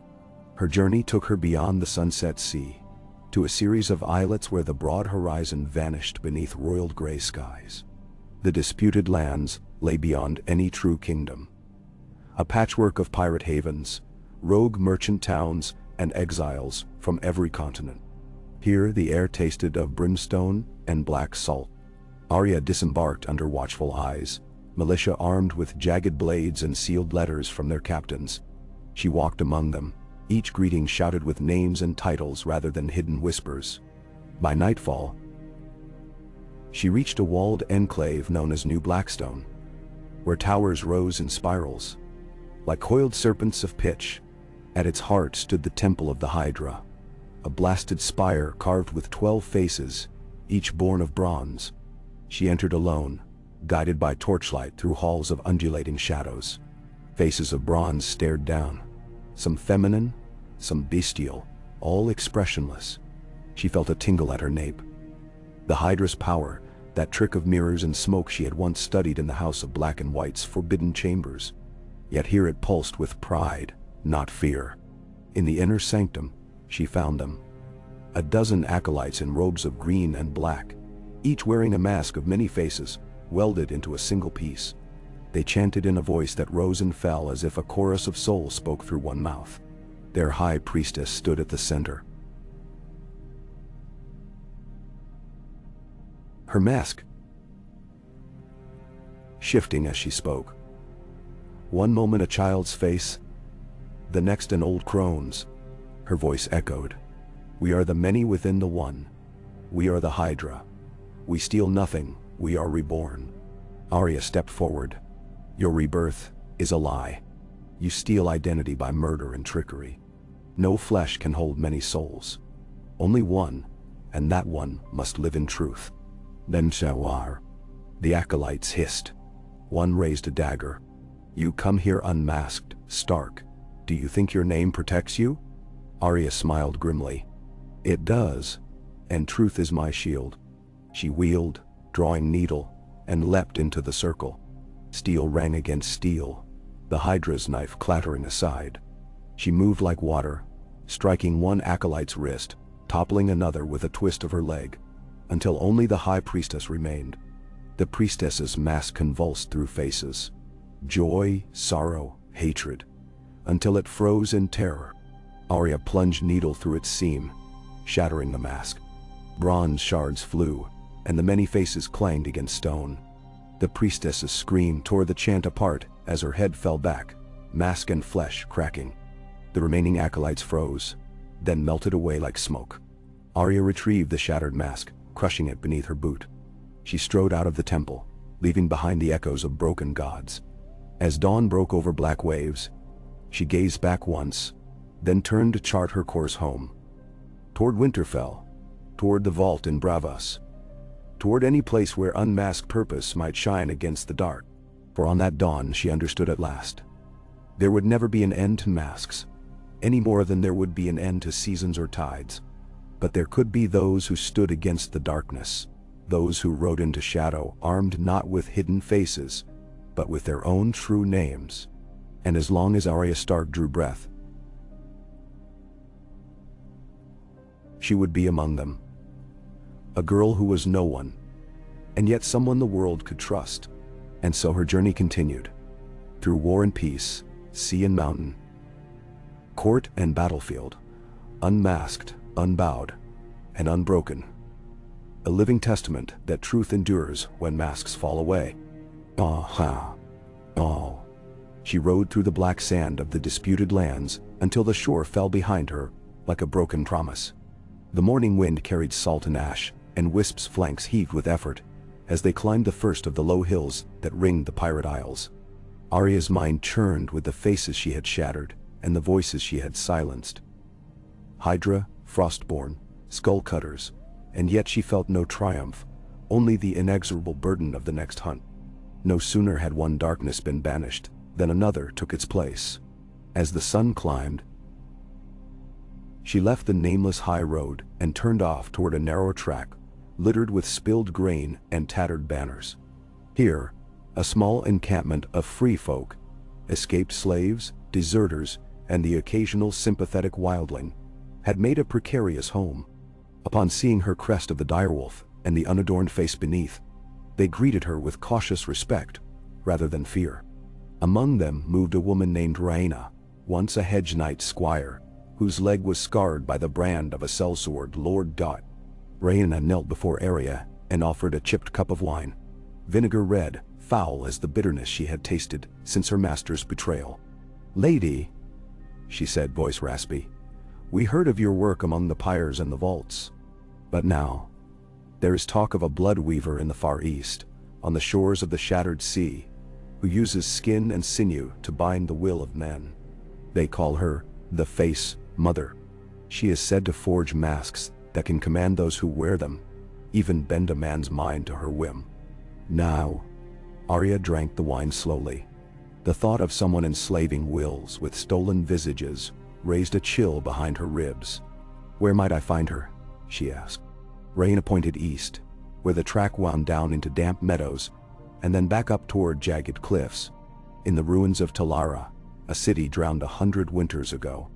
Only fools and madmen sail there willingly, but the windless water carries their longships when the moon is right. Arya nodded and remounted. Beside her, Wisp tossed her head as if sensing the danger ahead. The free folk watched until she was swallowed by bracken and sunken roads. Behind her, the camp broke into murmurs of hope and prayer. Perhaps the Warden of Masks could banish the Face Mother as she had the last of the Hydra. For 3 days and 3 nights, Arya followed that crooked coastline. She rode past flooded fields, where skeletons of ships lay half-sunken like the bones of whales. Past monolithic statues half-drowned in seaweed, their features worn smooth by wind and water, and past blackened stones carved with obsolete runes from Valeria's first empire. On the 4th morning, Wisp had grown lame, and she was forced to kill and eat what little rations remained, feeding the mare's strength back with dried venison from her saddlebags. In the mid-afternoon, she crested the final ridge and saw it. The drowned towers of Talara, their arches rising like gaping maws above the waterline. A hush fell over her. She dismounted and led Wisp down to the shore, where the tide had receded to reveal a causeway of jagged stone and barnacled ribs. With each step, her boots clanged against ancient rock, and the sea whispered warnings at her heels. At the far end lay the ruins, crumbled spires, collapsed walls, and an obsidian quay that led into a cavernous hall carved into the cliff face. The first of the Face Mother's masks lay half buried in sand, a fractured visage of fine artisan work, its smooth features sunken now with age. Beside it, broken glass beads and rusted chains. She advanced, needle in hand, senses alert for traps or ambush. The cavern mouth yawned dark and vast, and she slid inside. The air was still, stale with the scent of stale brine and rot. Water dripped in pearls from the ceiling, and the walls gleamed with the slime of tide-washed seaweed. Yet deeper in she saw signs of life. Footprints pressed in mud, a ragged length of rope knotted around a stalagmite, and the dull glow of torchlight playing on water.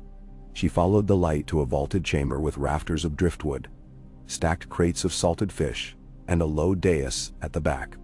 Upon it stood a throne of coral and bone, and perched on that throne was a woman so beautiful, Arya's breath caught. Her hair was white as drifted snow,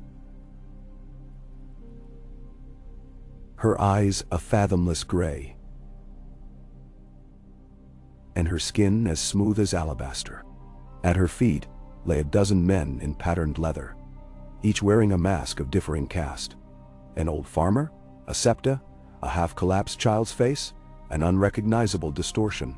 Their hands moved in unison, weaving air as though pulling strings from their masks. The Face Mother rose as Arya stepped forward. Her voice was a lullaby, soft, soothing, and utterly terrifying. "I have waited for you, Warden of Masks," she said. "I have watched your pike fire, your vault ablaze in Old Town, your pyres in the north. You think to stop me, but I am beyond masks. Each of these faces contains a fragment of my soul, and so I cannot be shattered." Nendosau. Arya's grip on needle tightened. "I do not fight soul to soul, but deed to deed. You enslave men to your will. That power must end." The Face Mother's lips curved in a bitter smile. "Very well, then come and wrest me from my throne." She strode down the dais with cat-like grace, and the masked men rose, drifting toward Arya like a host of drowned shades. Their faces were empty of light, their eyes hollow. As they advanced, Arya sprang to action. She slashed at the nearest, severing its arm, spun to evade another's grasp, drove needle into the chest of a third. Their masks shattered like thin porcelain, and their bodies fell, lifeless husks that collapsed into the tide-carved stone. The Face Mother watched, her expression unreadable. "Impressive," she whispered, voice echoing among stone ribs. "But you cannot kill what lives in many skins at once." Arya advanced, closing the distance. "Then show me where your power lies." The Face Mother laughed, a single note that wove through the dripping chamber. She lifted her hand and a bone-white mask flew from her wrist. spinning in the air before settling upon her face. The mask's features shifted like quicksilver, becoming Arya's own for a heartbeat, then a highborn lady's, then a beast's snarl, then a blank slate. As it changed, Arya felt a pull at her mind, as if something invisible reached for her thoughts. She staggered, her vision swimming. For an instant, she saw herself as a child in Winterfell. Tiny, smiling, needle in hand, and then as a faceless assassin in Braavos, draining the life from some unseen victim. The chamber spun, and she had to seize the dais to keep upright. The Face Mother advanced on the ledge of the dais, corners of her mouth lifting behind the shifting mask. "You see, I have taken pieces of you, your memories, your faces. You fight yourself as much as me." Arya forced herself to her feet. She sheathed needle, then drew a small whetstone from her belt. The Face Mother's eyes widened. The air seemed to shiver with confusion. Arya scraped the whetstone against the blade, sending sparks flying. "No one can fight what they cannot name," she said. "And I know your name." The Face Mother hesitated. "You." Her voice cracked. The mask's shifting slowed. "You cannot." "Arya," Arya said, voice low and firm. "My name is Arya Stark of Winterfell." She ran the whetstone along the blade's edge, the metal singing. "And you are?"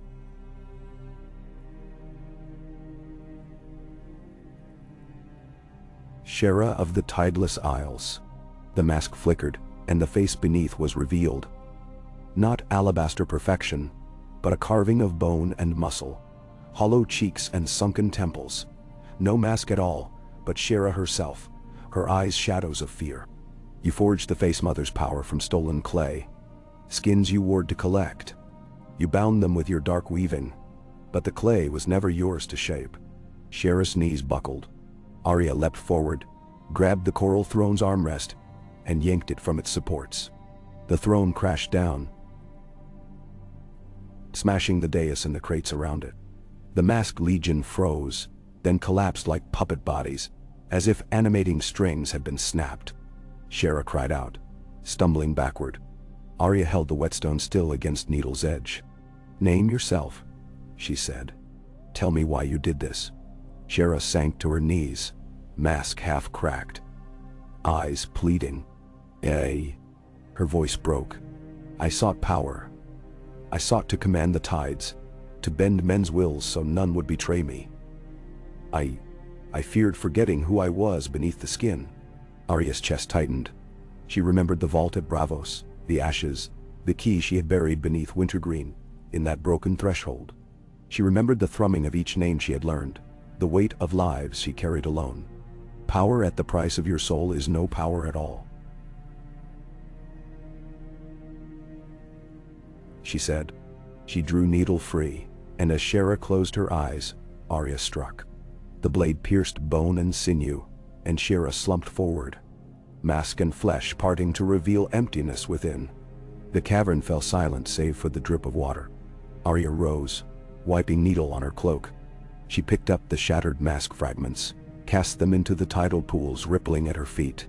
As the fragments sank, the water closed over them with a soft hiss. She turned and walked out of Talara's ruined hall, her footsteps echoing on the stone causeway. By the time she mounted Wisp, the tide had returned, sweeping away the shards and swallowing the cavern's opening beneath lines of foam. She rode back across the flooded causeway, droplets splashing her boots, and did not look back. When Wisp's hooves finally struck firmer ground, and the first trees of the reach reappeared on the horizon, Arya felt the tight coil in her chest loosen. The Face Mother was gone. Shera, the bonesmith of the Isles, was no more. She carried only her name now, and the knowledge that even the darkest art could be undone by truth and a steady blade. Ahead lay Old Town once more, there to ensure no fragment of Shera's weaving survived in the Citadel's depths, and then on to Braavos, to the threshold where she had sealed her key in the earth. Perhaps it was time to return that key to the guardians of memory she had chosen, the wind, the water, and the names of those who had fallen. For as long as faces could hide power, the world would need a warden of masks. And as long as Arya Stark lived, she would ride that path, unmasked and unbroken, into every dawn. Arya Stark rode south from the salt-dank ruins of Talara, with only the sea's shriek in her ears and the tide's cold breath at her heels. Each hoofbeat carried her farther from the Face Mother's cavern and closer to the living world. Once she had saved, again, from the dark temptation of hidden masks. Yet she did not feel victory. The burden of every life she had ended, every scroll she had burned, weighed upon her like iron. For 3 days she followed the narrow strand that clung to the coastline, each dawn finding her farther from Talara's drowned towers, but still trailing its echoes in her mind. On the third evening, the salt air gave way to the gentle breeze of the Reach, and she passed through fishermen's villages, now sprouting greenery after years of neglect. Here and there she paused to share bread and cheese with wary commoners who had heard her legend. Girls in corsets embroidered with direwolf sigils, fishermen with arms scarred by nets, children who clung to one another's skirts. None asked for proof of her deeds, only the promise that masks would never again steal their faces in the night. On the 5th day, she reached Old Town. The Citadel's rings stood bright against the sky. The Hall of Contagions, the Hall of Faceless Knowledge long sealed, and above all the high tower's white spire crowned with lantern. She dismounted at the harbor and sent a raven to Archmaester Walgrave, asking only for safe passage and the chance to inspect the locked vault one final time. No delay came. Within half a day, she was led through twisting passageways to the southern vault where the scrolls had burned, and the rune-carved door stood sealed. Walgrave greeted her quietly, bowing low. The air smelled faintly of brimstone and old ink. "Lady Arya," he said, "we have done nothing since your last visit. The wards hold, and no one has accessed these chambers in years." She placed her hand upon the iron door and laid her palm over the shallow depression where Needle's key had fit. She closed her eyes and felt the echo of every name she had memorized: the fisherwoman of Gulltown, the Septon of Dorne, the hostage soldiers at Skagos, until her mind brimmed with faces. Then she withdrew her hand. "Seal it anew," she said. "Leave no mark but these runes. And let the blaze of the dragon pit scorch any record of the cipher's existence in every library." Walgrave inclined his head. "It shall be so. But must you leave us with no clue at all? No lanterns to guide a future seeker who might need to reseal this vault?" She shook her head. "The only guide is memory, and mine will fade with time. The world is safer if no clue remains." She stepped back. "Farewell, Archmaester. Guard your silence well." He watched as she turned and left, footsteps echoing through the marble halls. Outside, the Citadel's courtyard lay empty beneath the afternoon sun, its benches and bells still. Arya paused at the harbor's quay, gazing out at the wide expanse of water. The wind tugged at her cloak, as though urging her onward. She mounted and rode west toward the Roserad, following the path that would carry her to King's Landing and beyond, back into the lands she had shaped with sword and truth. In King's Landing, the small council met beneath the honeyed light of the Sept of Beeler. Lady Eleanor Tyrell presided now in place of her absent son, and she welcomed Arya with a soft auburn smile. "Lady Stark, we had word that you might appear once more," she said, gesturing to a seat. "Reports of the Face Mother have ceased, but whispers arise in the Dornish marches of men who can vanish into another's blade stroke." Arya nodded, listening as the lords and maesters around the table recounted rumors. Of a sellsword found dead with another man's face sewn to his skin. Of a merchant's daughter who vanished from her chambers, yet reappeared weeks later, bearing a lord's child in secret. Each tale bore the same stain, that hidden faces, though rare, still haunted the world. "We must be vigilant," Arya said. "Form a network of watchers in every holdfast. Let no stranger enter without name and heraldry. And, if any fragment of facecraft surfaces, burn it again." She looked to a maester who held a tumbled bundle of correspondence. "Have you traced these letters?" He bowed. "They were written in a cipher drawn from the old text, but by the time we deciphered them, they spoke only of banal debts. It seems some have tried to resurrect our art, but found only tedium." A hesitant laugh went round the table. Lady Eleanor raised a hand. "Then let us hope they remain content with ciphers and bonds, rather than masks and murder." She closed the session, and Arya slipped away into the gilded corridors, her mind already turning to the next journey. She traveled north again, through the King's Road to Harrenhal, where Lord Harroway's sons rode out to meet her. Armor glinting, faces unveiled. They spoke of bandits who had tried to conceal their identity in the basin near the God's Eye. Men who wore simple clay masks to hide their faces when raiding the small folk. Arya rode with them at dusk, and under amber torchlight they captured the culprits, unmasking them and stripping them of their ill-gotten gains. Each mask was shattered, the fragments scattered in the rain, and the bandits were set to work rebuilding broken walls, a lesson in honesty as well as labor. From Harrenhal she rode to the Riverlands, through Green Fork and the Blackwater Rush, and across deep forests, where the bracken and blackwood banners flew in friendly tandem. In salt pans she gathered the daughters of fishermen and taught them a chant from the Faceless men. No plea for death, but a prayer for mercy. Valar Doharis. All must serve, all must protect. They repeated the words beneath painted sails, and Arya felt the gentle power of shared purpose grow in their song. When the spring rains began to fall, she journeyed further north to Winterfell. Her sister Sansa met her at the gates with a retinue of ravens bearing news from the Wall. The Frostborn cult had reconstituted itself, buried now beneath ancient ice caverns near the Shadow Tower, where they perished beneath avalanches of their own digging. Word came also of a new breed of corvid, black-feathered ravens whose hoots sounded human. The maesters suggested they were survivors from the old hedges near the haunted forest, mutated by the others' lingering sorcery. Arya smiled grimly. Even crows modified by magic could not hide their shapes for long. Inside Winterfell's walls, the great hall blazed with pinewood coals and the scent of roasting venison. Lords and commons alike spoke of her deeds as if they were of summers past, smashing pyres, sealing vaults, shattering masks. Yet in each tale, she heard echoes of her own burden. A young guard asked if she ever felt tired. An old septa asked if her soul was at peace. A freckled page whispered that she would one day need to pass her role to another. At night, she walked to the Godswood beneath Winterfell's red leaf. The heart tree stood tall, its white bark gleaming in the lantern glow. Arya knelt before the carved face of the old gods and whispered all the names she still remembered. The merchant's daughter of the arbor, the captain of the Sea Lord's guard, the corvid mutant near the wall. She laid her palm on the bark and felt the tree's quiet pulse, as though it had listened to every face's secret.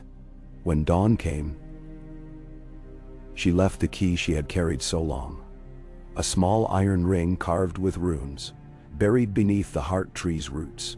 No one but the old gods would ever know its place. She rose and mounted Wisp, her gray mare, and rode for the Wall, for the last time to say farewell to the Night's Watch. At Castle Black, the brothers clad in black questioned her no more, for her name was known, her loyalty proven. She walked the ramparts where snow never melted, and saw the ravens rise and wheel, black against the white. Jon Snow met her on the topmost parapet, dark eyes weary but bright. "Have you buried the key?" he asked. She nodded, drawing the iron ring from her pouch and letting it fall into the snow. The wind caught it and carried it away. "With the old gods," she said. He watched the tiny shape vanish. "Then nothing remains of the mask's power but the world itself." She smiled. "And the world will remember its own face." She turned and walked down the steps into the courtyard. Behind her, the wall loomed silent as an ancient sentinel, its magic renewed by honesty rather than shadow. Below, the Night's Watch tromped through fresh snow, their breath like smoke, their faces unveiled. Ravens alighted on their shoulders, cooing with curious haste. Arya Stark mounted her horse once more and rode south into a dawn bright with promise. She carried no map, no cipher, no scroll, only needle at her side and the truth of her name on her lips. Ahead lay new threats, far-flung isles where dark arts whispered in hidden tongues, mountain passes where men still coveted power unseen, seas where drowned gods dreamed of new worshippers. But she would meet them all, unmasked and unbowed, for she was Arya Stark, girl, assassin, wanderer, and protector of the realm's true face. And wherever shadows yet lingered, she would ride into the light. Ah. A. N. Ah. Arya rode south into the dawn, the gold light of morning spilling across fields newly tilled, barrows mounded with spring's first flowers, and villages awakening beneath smoke-stained roofs. The wind carried distant scents of pine and honeysuckle, reminding her that beauty and terror moved hand in hand through the world. Wherever she rode, she bore the weight of names unmourned, the masks she had shattered, the women and men who had worn them, and the fragile peace she hoped might follow. Her path took her through the stormlands, where rumors had drifted in of a coven of witches gathering in the drowned marshes near Weeping Town. They were said to weave dark illusions with mud and reeds, twisting faces in the waters, so that those who looked saw their deepest fears. If left unchecked, entire fleets could be driven to madness by their own reflections. Arya skirted the high road, instead following backcountry lanes shaded by hawthorn and birch, until she reached the outskirts of the marsh. At dusk she set up camp on a raised causeway, the grass tufted and damp beneath Wisp's hooves. She had few provisions, just a skin of water, a handful of dried meat, and yet she needed no more. In her saddle sat Needle, and her heart brimmed with grim resolve. From across the mire came a slowing chant, rhythmic and low, like the throbbing of distant drums. She tightened her cloak and rose, mounting Wisp at a steady pace. The ground sank perilously with every step, but the mare's sure-footed tread carried them safely until they came to a ruin of stone arches, half drowned in peat. Beneath those arches, 6 figures in tattered cloaks knelt around a shallow pool of black water. They dipped hands into the mire, drawing up thick mud that dripped from their fingers in oily strands. As they worked, the water's surface shimmered, and shapes moved beneath. Faces she recognized, reflected. The fallen painter of Gulltown, the Septon from Sunspear, the child of the frozen shore. Their eyes opened beneath the water, mouths moving in silent screams. Arya dismounted quietly, her boots silent on sodden turf. She crept among the reeds until she stood behind the nearest witch. The woman's hair was knotted with reeds and bogflower, her hands black with the marsh's mud. She raised a murmuring chant. Mirror of sorrow, glass of despair, show the face of what we fear to bear. The water shivered, and Arya felt a pull in her chest, an echo of her own fears, nameless but weighty. She slipped forward, seized the witch's shoulders, and yanked her head down. Needle flashed in her hand. The chant broke in a gurgle. The mud-streaked lips turned to pleading. Arya drove the blade through the woman's neck. She slumped forward, and the black water rippled as her reflection vanished. The other witches sprang to their feet, hoods thrown back to reveal hollow faces scarred by swamp fever. They came at her with twisted willow rods and bogstone knives, their movements jerky as if carved from the peat itself. Arya stood her ground, stepping into the center of their circle. With each swing of Needle, she felled one. The reeds tangled underfoot. The air grew thick with the stink of decay. By the time the 6th witch collapsed, her staff shattering on the causeway, the sun had set, and the marsh lay dark, but for 2 lanterns swinging from the ruined arches. Arya stood alone among broken rods and oozing footprints.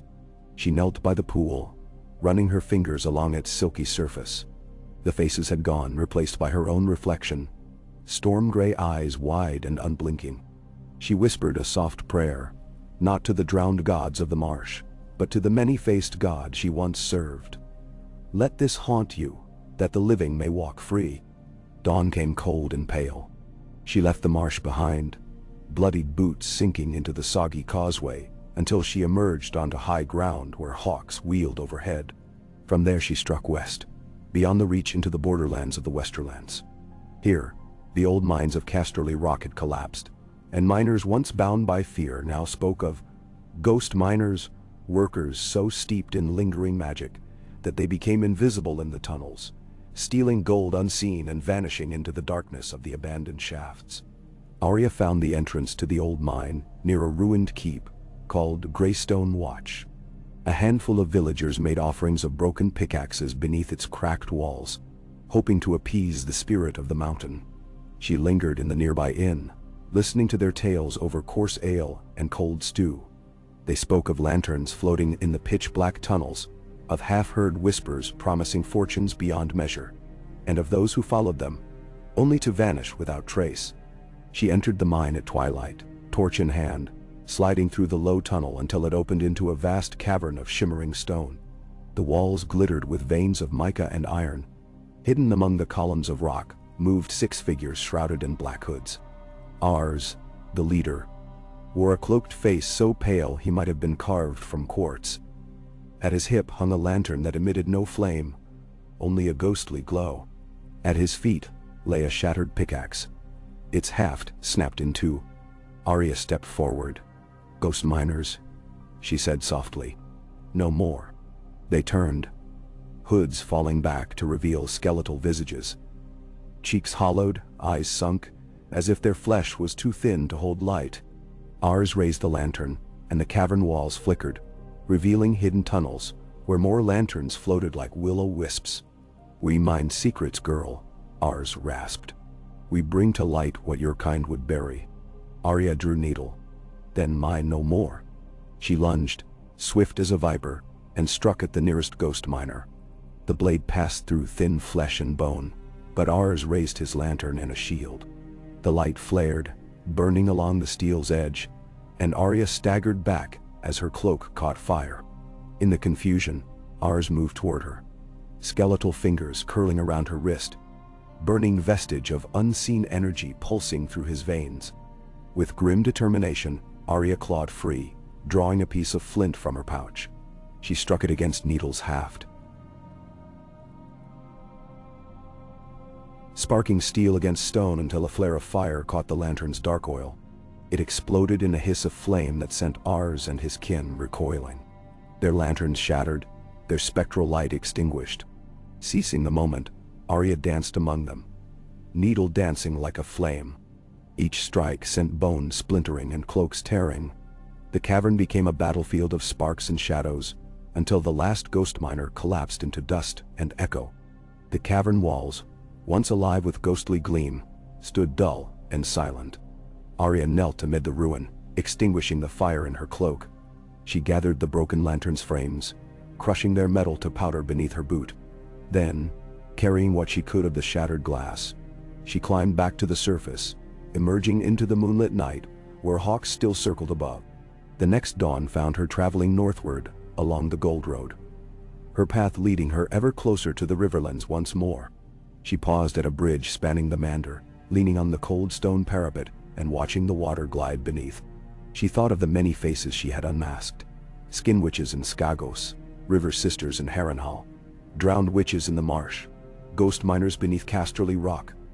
And she wondered if the world would ever hold still enough for peace to take root. Behind her, a soft footfall. Sansa's voice. "You ride without rest."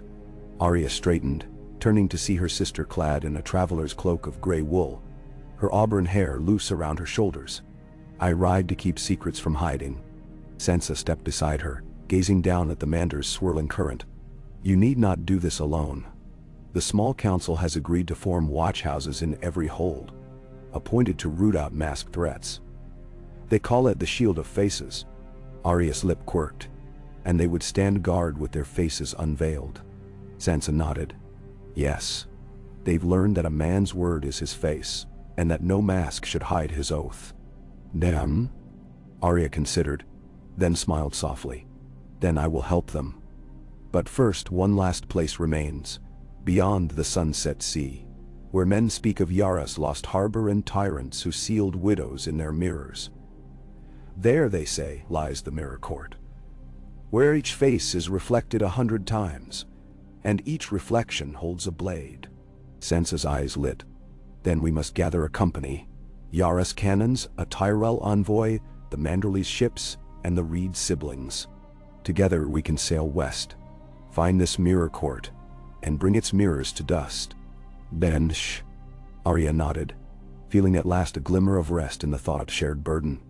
"We ride at dawn." 3 days later, they stood on the deck of the Gilded Rose, Yara Greyjoy at the helm, her sea-blue hair whipping in the wind. Alongside her flew the decks of 3 ships: the Tyrell flagship, the Manderly's longship, and a swift reedwood cutter bearing Mira and Jojen Reed. Sansa, Yara, Mira, and Arya stood together, unmasked and resolute, beneath banners of rose, stag, kraken, and direwolf. The Mirror Court lay beyond. The phantom harbor spoken of in hushed tavern whispers. As they sailed into the open sea, Arya felt the weight of every face she had known, every name she had carried. Yet for the first time since she had abandoned the House of Black and White, she felt the possibility of peace. That one day, no masks would hide terror, and the bonds of truth would hold stronger than any forged skin. Ahead rose a cruel skyline of jagged spires, black stone towers like shattered glass, glittering in the sunset's last light. The Mirror Court awaited, its thousand reflections shimmering across the waves. And Arya Stark, the Warden of Masks, stood ready to shatter each one.